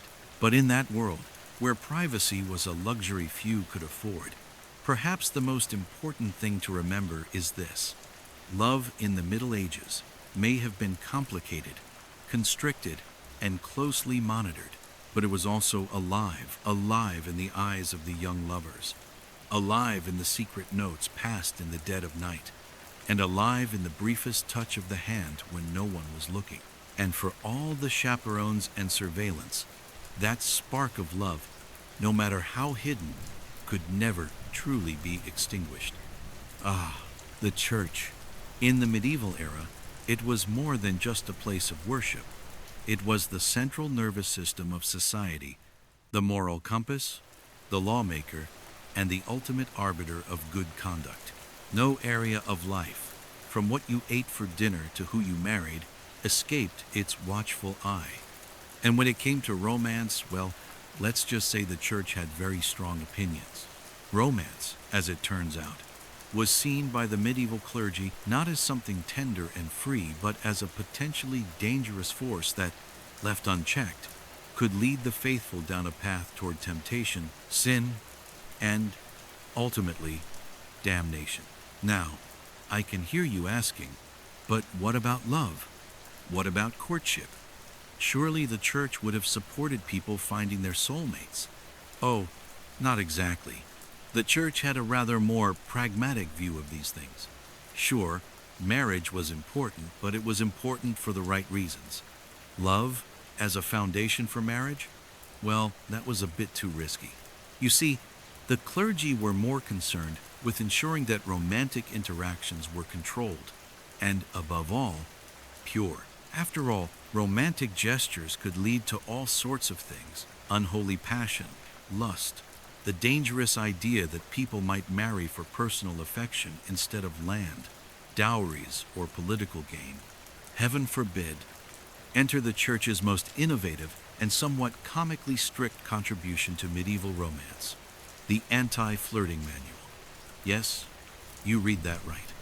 In a world where courtship was already monitored by chaperones, family members, and the ever-present gaze of the community, religious leaders took it upon themselves to go one step further and publish manuals that strictly outlined what was and wasn't acceptable when it came to flirting, courting, and heaven help us falling in love.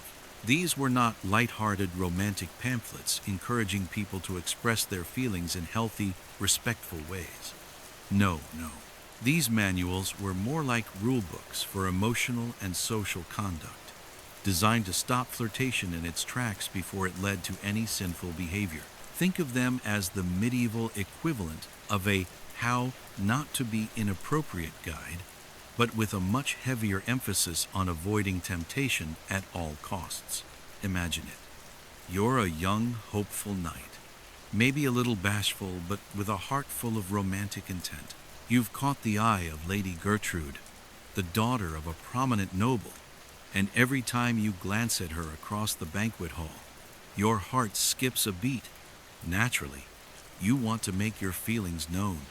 Maybe you compose a heartfelt love letter, waxing poetic about her golden hair, her graceful gait, and how you feel a certain divine pull every time she passes by.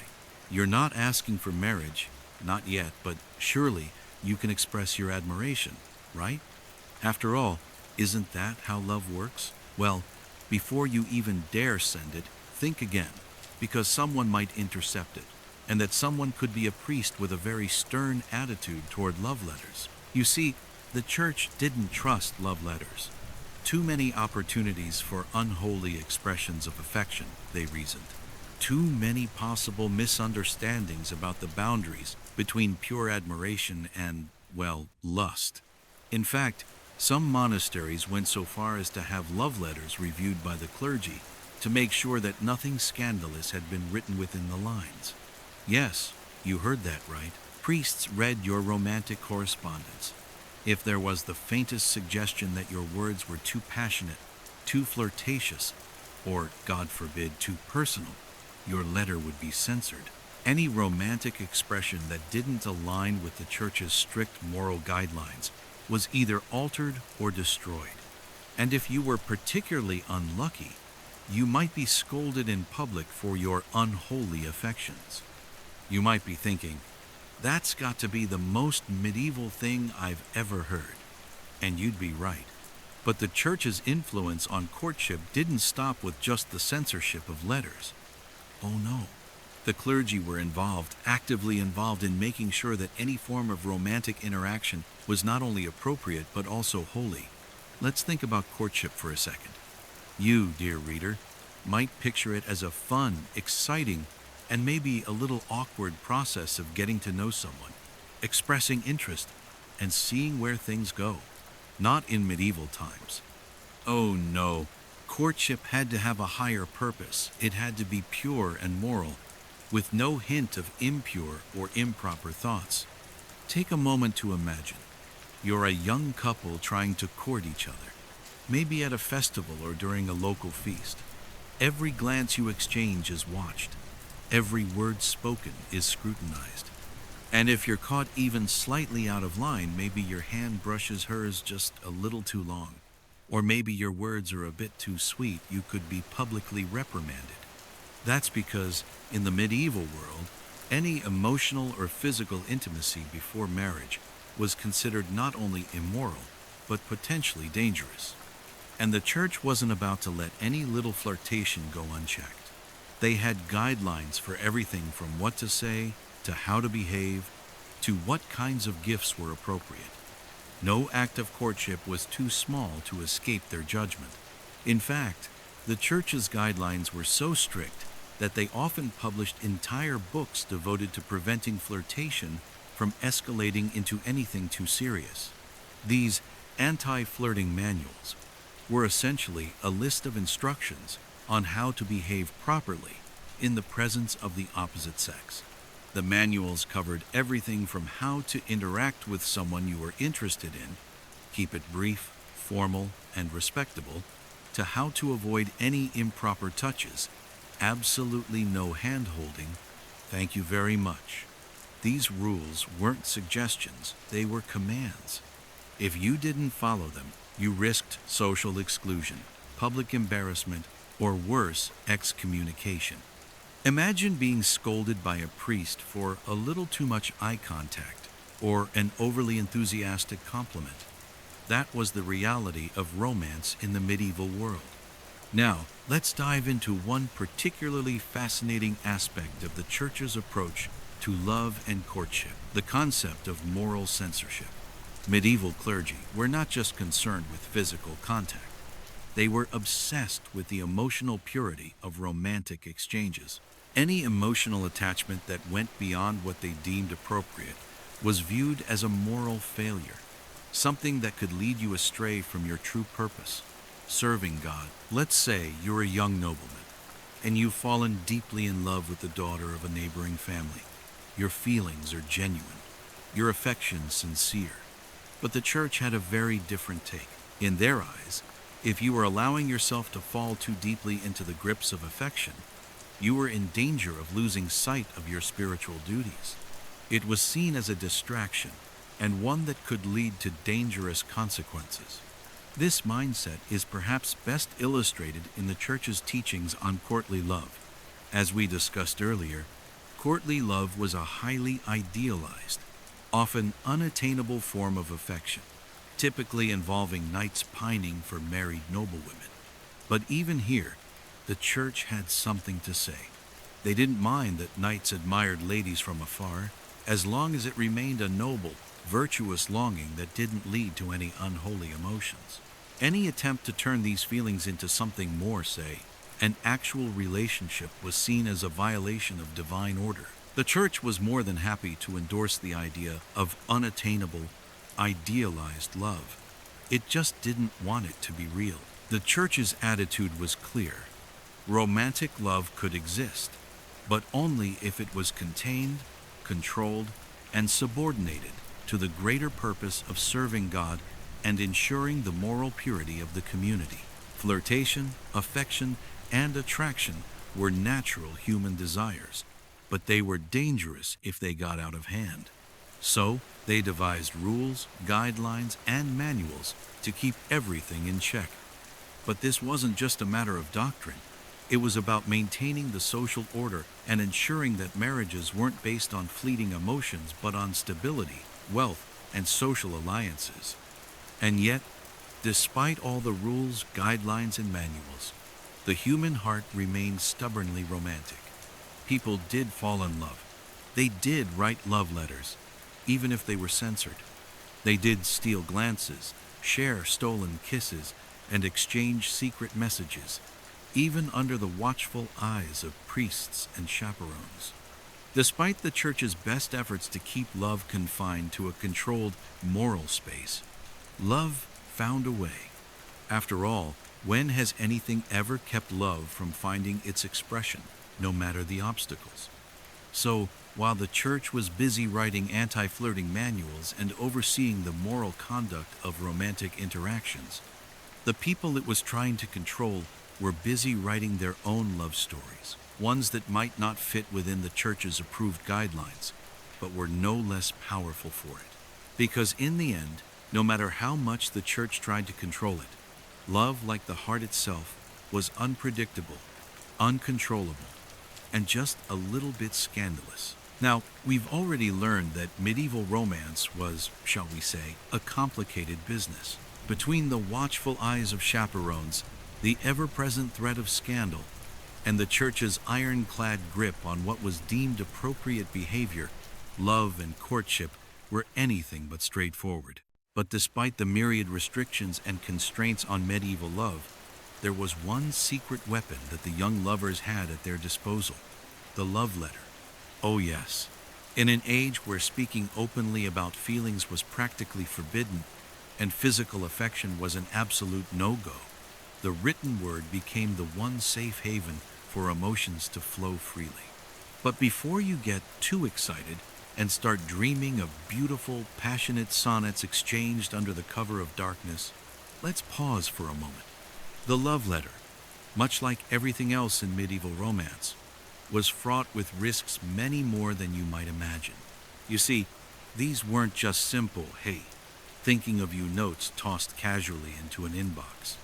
No, medieval love letters were serious business, serious enough that sending them often felt like a dangerous gamble. After all, the love letter wasn't just a private confession between two hearts. It was a message, a declaration, a small piece of your soul sent out into the world. And in a society where privacy was scarce and personal emotions were heavily policed, even the most innocent of letters could land you in hot water. Let's take a moment to imagine you, young and idealistic, sitting at a rustic wooden desk, a quill in hand, your heart racing as you prepare to write a love letter to the woman you adore. Maybe you've admired her for months from afar. She's the daughter of a neighboring lord, someone who, in your wildest dreams, you can't imagine being with. But there's something in her smile, something in the way she moves through the halls, that makes your heart skip a beat every time she passes by. Your thoughts are filled with her, and so you decide it's time to take the plunge. You'll write to her, confess your feelings, and risk it all in the name of love. But here's the catch. Writing a letter to express your heart's deepest feelings was far from simple. It wasn't just about putting your emotions onto paper. It was about choosing your words carefully, navigating the social restrictions, and ensuring that you didn't inadvertently cross some invisible line between romantic and scandalous. You see, the art of medieval love letters wasn't just about sincerity. It was about poetry. It was about metaphor. It was about wrapping your raw emotions in an intricate web of beautiful, flowery language, full of imagery and symbolism. You weren't just writing, "I love you," in the most direct sense. No, that would never do. You had to convey your affection in terms of knights, battles, and heavens. Maybe you'd compare her eyes to twin stars burning bright in the dark heavens. Or say that your heart was a wild stallion tethered to the moon's silver reins, desperate to break free in the name of love. The more extravagant the metaphor, the better. After all, expressing your emotions was one thing, but making them sound divine, that was the key to success. But here's where things get really interesting. As beautiful as these letters might have been in their poetic grandeur, they also had a dark side. In an era where privacy was a luxury few could afford, these letters were often intercepted. And when I say intercepted, I don't just mean, oh, whoops, My mom found it under my pillow. I mean, these letters were actively intercepted by family members, priests, or even local gossip mongers, all of whom had one thing in common. They had absolutely no interest in letting you share your deepest, most secret feelings in peace. Imagine, once again, that you've spent days carefully crafting the perfect letter, meticulously choosing your words, making sure the flowery metaphors are just the right amount of exaggerated, and sprinkling in enough references to celestial bodies to make it sound like you've studied under a poet laureate. With great anticipation, you seal the letter with wax, careful to mark it with your family's crest, and you send it off with a trusted messenger, a servant perhaps, who will ensure that it reaches her door without incident. But alas, this is the Middle Ages, and nothing is simple. You wait, pacing nervously in your chamber, hoping against hope that the letter will arrive safely. But what if it doesn't? What if it's intercepted? Sure enough, within hours, you hear whispers. Your letter has been read not by the woman you adore, but by her father, or worse, by the local priest. Suddenly, your beautiful, poetic confession of love is no longer just a secret between you two. It's now public knowledge, scrutinized, dissected, and, quite possibly, misunderstood.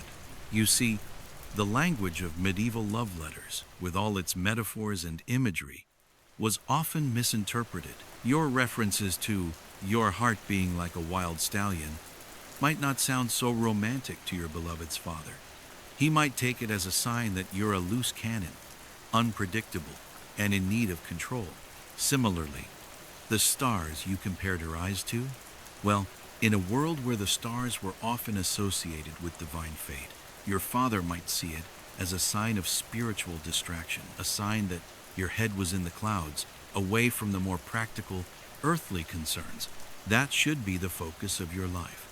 Worse yet, priests, who were charged with maintaining morality, might read your letter and see something entirely different, something far more dangerous. To them, your passionate outpouring could seem like temptation at best, or unholy lust at worst. This is the paradox of medieval love letters.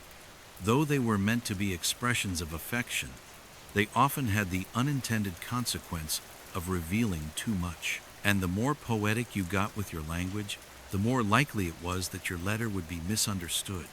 It was like opening up your heart only to have someone step inside and start rearranging your furniture. One wrong word, one misplaced metaphor, and suddenly your love letter wasn't a romantic gesture, it was a scandal. What was meant to express the purest affection could, in the blink of an eye, turn into an invitation for judgment, gossip, and sometimes even punishment. But let's go back to your letter. Imagine now that it's been intercepted by your beloved's father, Lord Gregory. He reads it, then rereads it, trying to decipher what you meant by those twin stars and that wild stallion nonsense. Does this mean you're a threat to his daughter's virtue? Does it imply something untoward? As the father of a young woman, he's not going to take any chances. No, he decides to call you to his hall, and there, in front of everyone, he demands an explanation. This is the medieval version of a breakdown of communication. It wasn't just about sending a letter and hoping it would land in the right hands. It was about risking everything for the sake of emotional expression, only to have it twisted, scrutinized, and, more often than not, blown out of proportion. But despite all these dangers, young lovers of the Middle Ages couldn't help themselves. They still wrote those love letters. They still took the risk. Why? Because in a world where everything was carefully monitored, the love letter was their one chance at secrecy. It was the only way to reveal their hearts without anyone else looking over their shoulder. The chance to express true, raw emotion, albeit in the safest and most indirect way possible. It may have been dangerous, it may have been misunderstood, but it was a small act of rebellion, a tiny slip of freedom in a world where every romantic interaction was bound by rules, expectations, and social constraints. But it wasn't just the love letters that were risky. The delivery of these letters was fraught with its own dangers. You couldn't just hand them over yourself. No, that would be far too obvious. You had to rely on a trusted messenger, someone who could slip the letter under the door or into a secret compartment without drawing attention. But what if the messenger was caught? What if the letter was read before it even reached its intended destination? Suddenly, the message you meant to keep hidden has become a public spectacle. So, while the love letter in medieval times might seem like a sweet, poetic gesture from a simpler time, it was anything but simple. It was a risky, high-stakes endeavor that could lead to misunderstandings, gossip, or even worse, scandal. Yet, despite all of this, love letters remained an integral part of medieval courtship, proof that, no matter the risks, the human heart will always seek a way to express itself, even if it means navigating a labyrinth of societal rules, misinterpretations, and hidden meanings. In the end, the true danger wasn't in the words of the letter, but in the way those words were perceived, twisted, and turned into something entirely different. In a world where love had to be controlled, the love letter was a small act of defiance, a fleeting moment when the heart could speak its truth, even if the world was too busy looking the other way. Ah, the medieval festival, a beacon of freedom in a world otherwise governed by strict codes of behavior, chaperones, and of course, the ever-watchful gaze of the church. Picture it. The entire village, or perhaps even several neighboring villages, gathering in a joyous celebration, with music filling the air, the scent of roasting meats, and the sound of laughter and chatter ringing out as the revelers indulge in the rarest of medieval luxuries, unrestricted social interaction. Festivals in the Middle Ages were truly a breath of fresh air in an otherwise stifling atmosphere of propriety. For just a few hours, the rigid rules that dictated how men and women could behave towards one another seemed to loosen, and the opportunities for flirting, playful glances, and even the occasional stolen kiss became just a bit more achievable. Now, before we go any further, let's take a moment to appreciate just how rare these festivals were. Unlike today, where we can throw on our best attire and head out to a bar or a party on almost any given weekend, medieval people had to make do with far fewer chances to meet and mingle with others outside of their very limited social circles.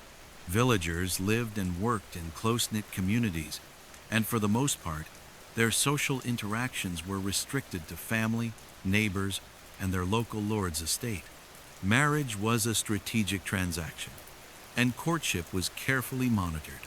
But here, in the magic of the medieval festival, the boundaries began to fade just a little. Now, imagine you're a young peasant or noble. Choose your persona. This story works for both. Dressed in your finest attire, which may or may not include a flower crown or an especially impressive belt buckle, depending on your social standing. It's a warm evening, and you've spent the day preparing for this event, the village's annual harvest festival, or maybe a local saint's feast day celebration. People from miles around have gathered in the town square or out in the fields. There's a long row of stalls selling food, drink, and trinkets. The air smells like sweet pastries and freshly baked bread, and the sound of pipes and drums echoes in the distance. The atmosphere is electric, charged with excitement, and the whole village seems to be in a state of controlled chaos. The one thing on everyone's mind: who's dancing with who?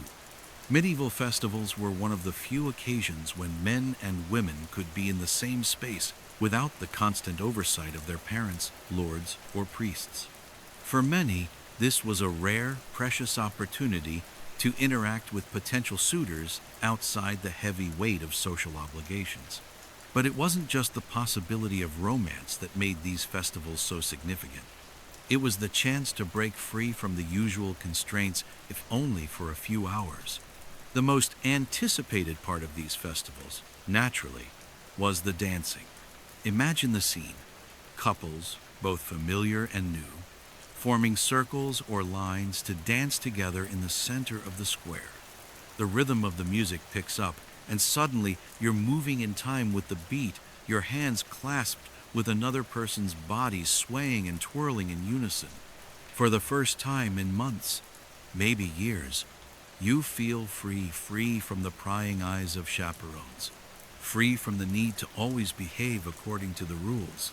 In that moment, dancing becomes the most natural form of flirtation, and the shared experience of stepping in time with another person is as much about the connection of bodies as it is about the possibility of a deeper bond. But here's the catch. Even in the midst of all this seemingly carefree freedom, there were still rules. Oh, yes, no medieval festival was ever completely free from the ever-watchful eyes of those who sought to maintain order. But the rules during the festival were different, lighter, more subtle. Sure, you were still expected to maintain a level of decorum, but the occasional fleeting touch during a well-timed spin or the near miss of a hand grazing a shoulder were considered just part of the fun, a little harmless flirtation. And though there were always whispers, no one would dare speak out about something as minor as a fleeting touch during a waltz, unless it went too far, of course. If you were a young man, the art of flirting at these festivals was a delicate balance. You'd need to be charming without being too forward, humorous without being too vulgar, and of course, skilled enough in the dance to not trip over your own feet or, worse yet, accidentally step on your partner's toes. Imagine this scenario. You've caught the eye of a young woman at the festival. She's wearing a beautiful gown, her hair braided with wildflowers, and her smile is enough to make your heart skip a beat. There's an unspoken connection between you, a glimmer of something in her eyes. As she meets your gaze across the room, you muster up the courage to approach her, and after a few awkward moments of small talk, you extend your hand and ask, "Would you care to dance?"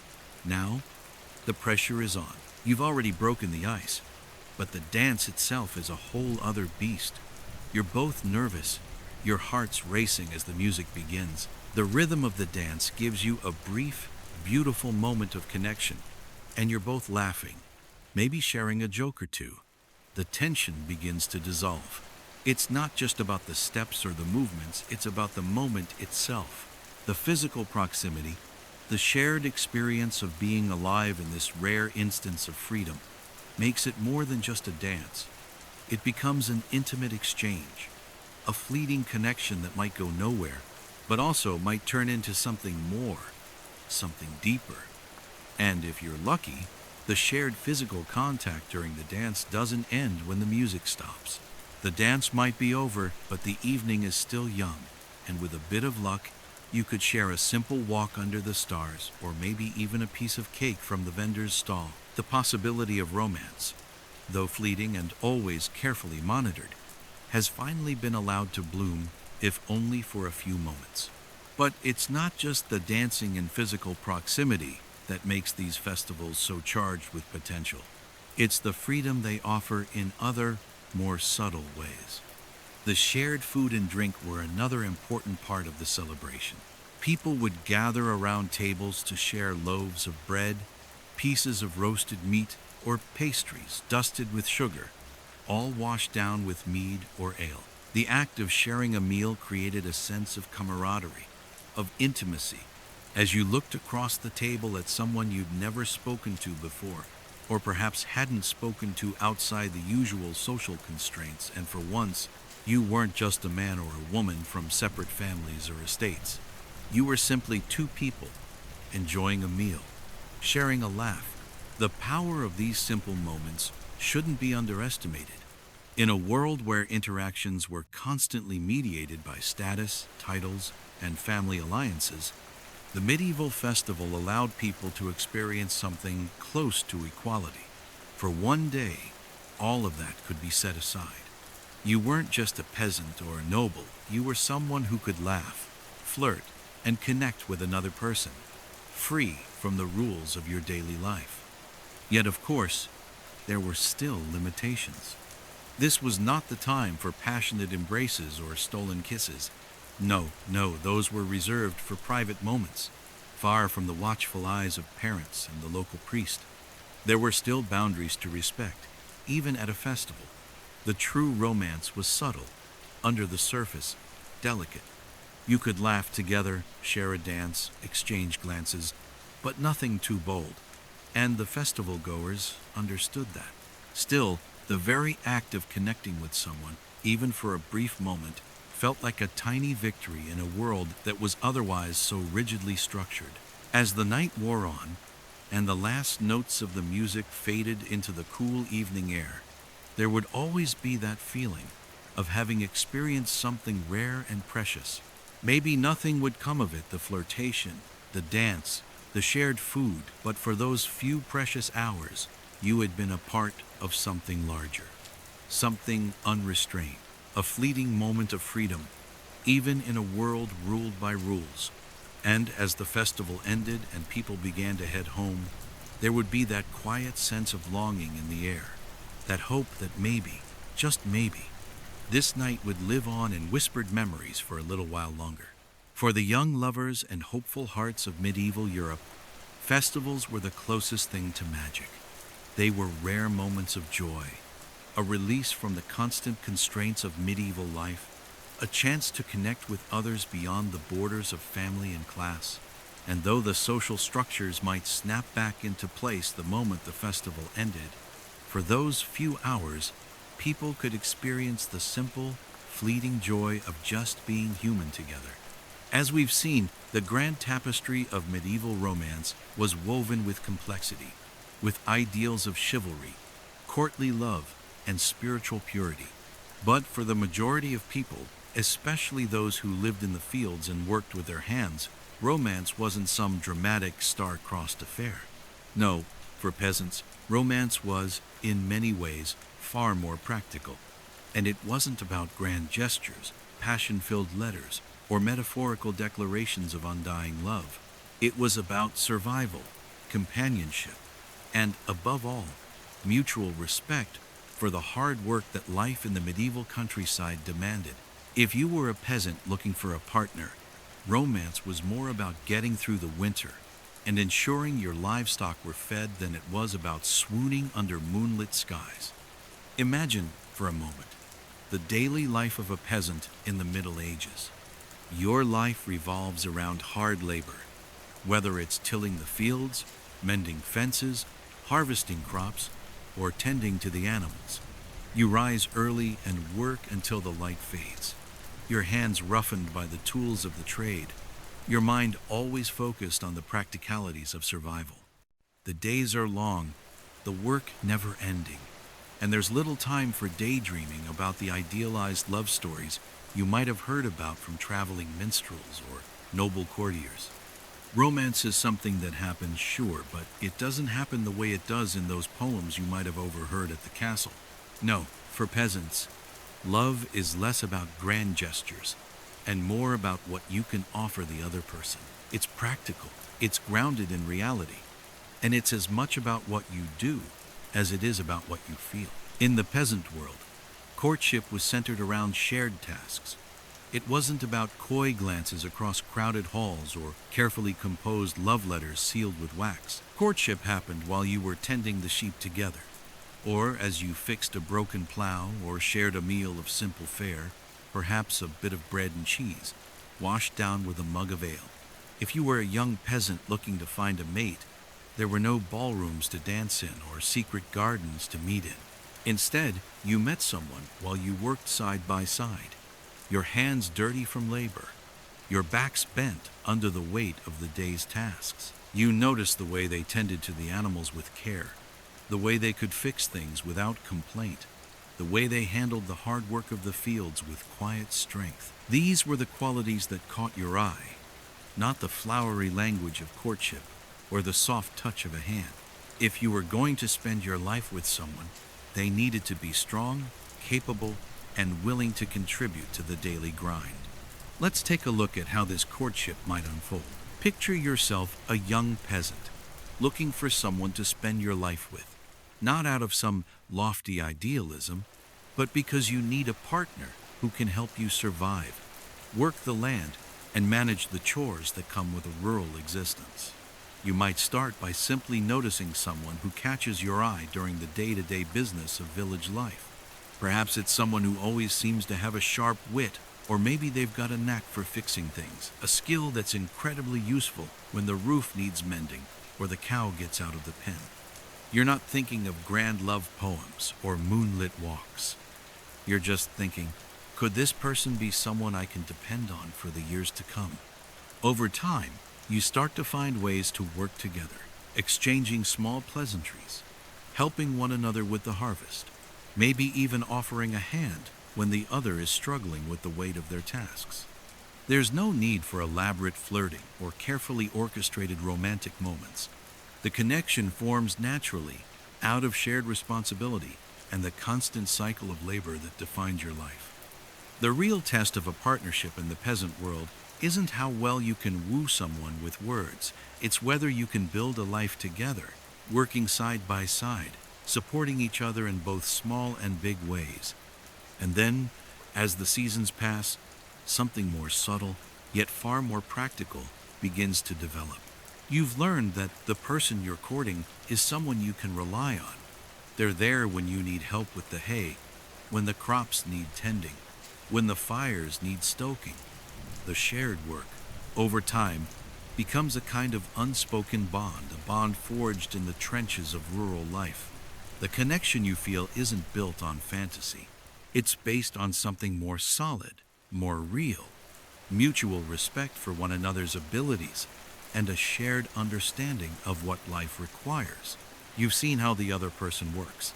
You've seen them push through exhaustion, deal with the frustrations of the day, and still manage to bring something to the table, be it a freshly baked loaf of bread or a carefully woven basket of vegetables. It's not long before you both realize that this practical, daily companionship has deepened into something more. You might not have written each other passionate letters or exchanged long, longing looks across a crowded ballroom, but you've built something lasting and meaningful. You understand one another's quirks, habits, and strengths. You've spent enough time together to know that you can depend on each other, and that in the hard, unforgiving world of medieval peasantry, that's the foundation of any successful partnership. So, what comes next?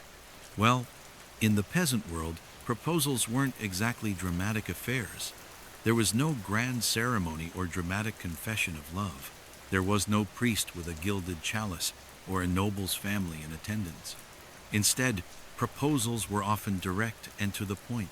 If you were a man, you might walk up to the woman you've been working beside for the past several months and say, "I've got a piece of land, a couple of goats, and a roof that doesn't leak. Would you marry me?" You weren't offering her some grand vision of a fairy tale future. You were offering practical things, things that mattered in the world you lived in: land, livestock, a roof over your head.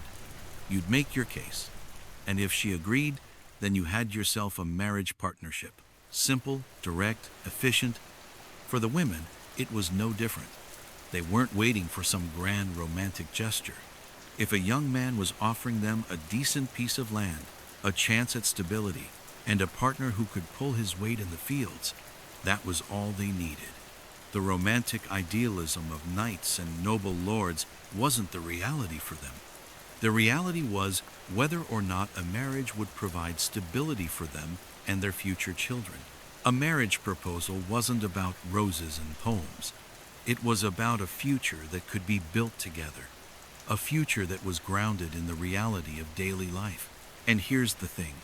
The simplicity of this courtship model isn't just practical, it's incredibly efficient.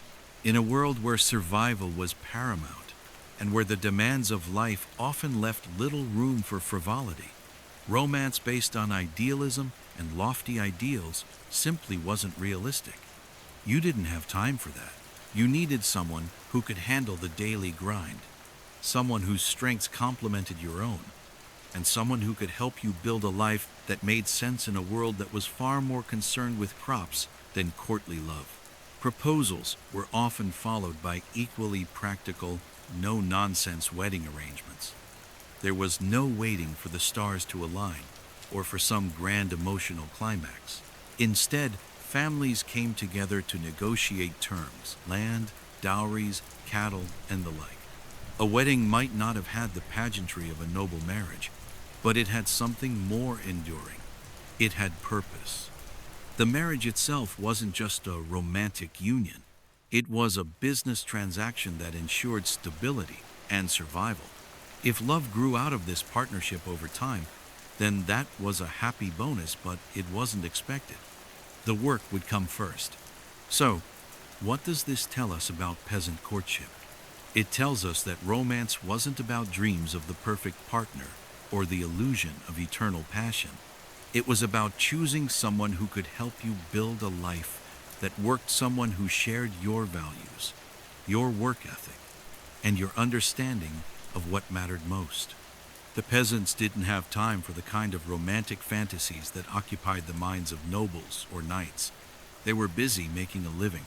They were focused on the future. And in that future, love was something that would grow over time through shared toil, mutual respect, and the knowledge that together they could make it through whatever hardships came their way. In the end, peasant courtship was not about romance in the grand sense of the word. It was about something far more enduring. It was about making a practical, informed decision and building a life together that was rooted in reality, not idealism. In a world where survival depended on cooperation, courtship wasn't about grand gestures. It was about finding someone who could help you weather the storms of life, one plow at a time. As we conclude our journey through the intricacies of medieval love and courtship, it becomes clear that what we often think of as romance in the Middle Ages was far from the idealized, heart-thumping tales we often hear about in modern stories. Instead, marriage during this time was a deeply transactional affair, one where emotions took a back seat to more pressing matters like land, livestock, and the secure passage of family lineage. It's almost as though the heart was relegated to the background, replaced by a practical, sometimes even cold, set of negotiations that had everything to do with survival and nothing to do with passion. But even amid these rigid and often burdensome arrangements, something beautiful and human emerged: small, tender moments of affection, even rebellion, which sparkled like stars in an otherwise structured sky. In medieval society, marriage was more of a legal contract than a romantic union, a contract of survival, of social order, of ensuring that the very fabric of society remained intact. It was not simply the joining of two individuals out of love, but a union of families, of land, of wealth, and sometimes, in a more practical sense, of need. In a world where famine, plague, and warfare were constant companions, marriage was the gateway to security. A well-timed marriage could bring with it land, livestock, and resources that could literally make the difference between life and death for entire families. In this way, marriage wasn't just an emotional bond, it was an economic necessity.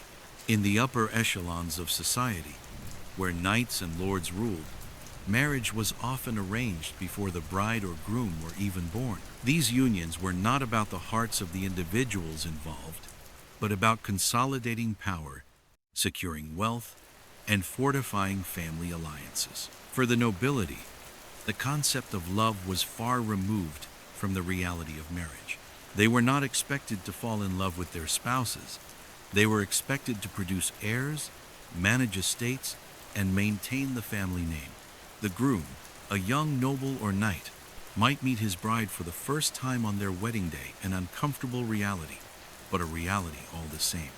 These marriages were about the merger of resources, of lands, and of power, a union of estates more than of hearts. This is not to say that love never entered the picture.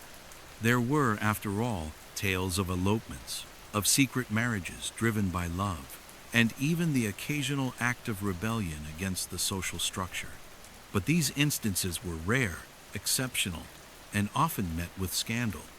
They were the exception that proved the rule, that marriage, in its most basic form, was not about passionate love, but about practicality.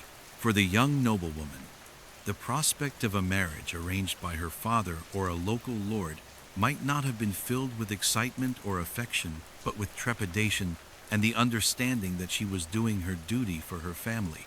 It was not an easy life, but it was a life that offered security in a world filled with uncertainty. And then there were the peasants, the backbone of medieval society.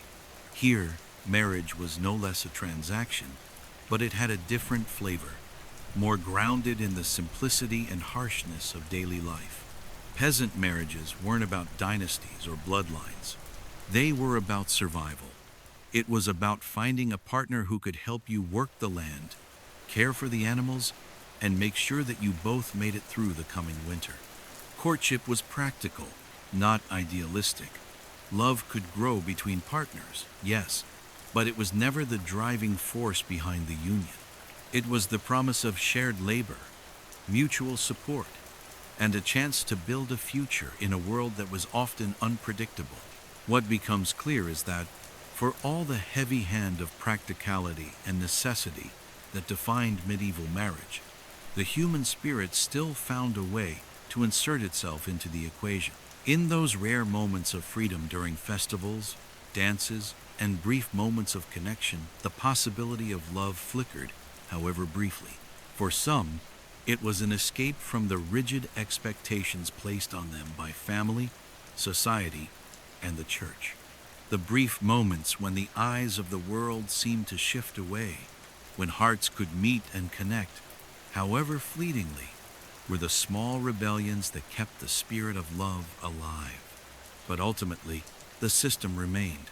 Medieval marriages were not about personal fulfillment or the romantic idealism we might hope for. They were about social structure, family, survival, and securing one's place in the world. Marriage wasn't a grand love story, but rather a means of navigating the complexities of a world where land and title mattered more than personal happiness. The marriages of this time were defined less by the personal desires of the bride and groom and more by the needs of their families, estates, and communities. The role of the church in these matters cannot be overstated. The church was the ultimate authority on what constituted a valid marriage, and often controlled who could marry whom and when. Marriages were sacramental, sure, but they were also social contracts, blessed by religious figures who stood as both spiritual and legal arbiters of what was acceptable. Love might have been considered a beautiful thing in its purest form, but it was love that was bounded by church doctrine, by expectations of propriety and order. A marriage had to be sanctified, legitimized, and approved by those in power. A romantic ideal of free love was, after all, a luxury that few could afford. Even the love letters exchanged between couples, once so brimming with romantic potential, were subject to the strict gaze of religious authorities. The church didn't just condemn premarital love, it scrutinized every expression of affection, filtering it through a lens of moral purity. What was intended as a beautiful confession of feelings could easily become the basis for scandal and, in some cases, severe punishment. One couldn't simply love freely. Every word had consequences, as every gesture did. Yet, in a way, these restrictions only highlighted the depth of the human desire to love and be loved. Even within the confines of medieval marriage, whether it was the cold, strategic union of a noble family or the more practical, day-to-day partnership of peasants, there were always those moments that defied the norms, those sparks of rebellion against the system. In secret love, letters exchanged between lovers, in the shared dances at festivals, in the unspoken understandings between partners, love found a way to emerge, to flourish, even if only briefly. Marriage in the Middle Ages may have been primarily about land, dowries, and economic stability, but the human heart has a way of inserting itself into even the most transactional of situations. It may not have been grand or idealized, but love was still there, taking root, growing in the cracks of the system, finding small ways to rebel against the structures that sought to control it.